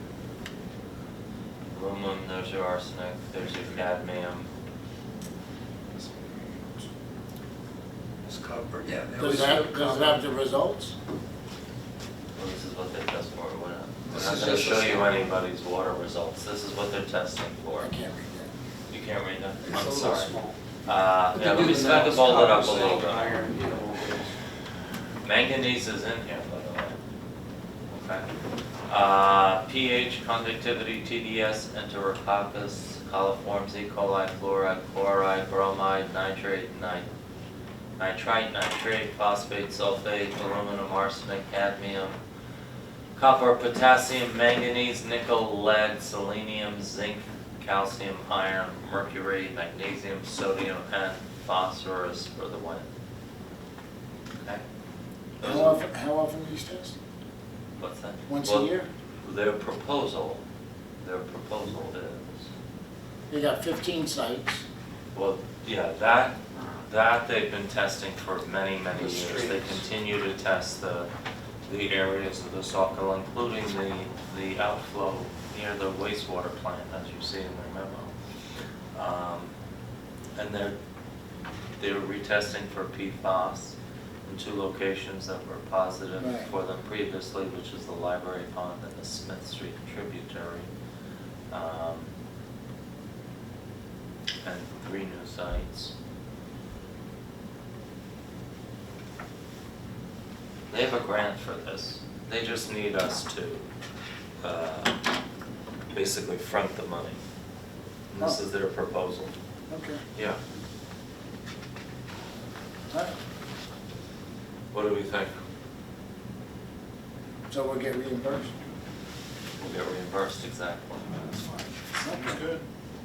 Okay.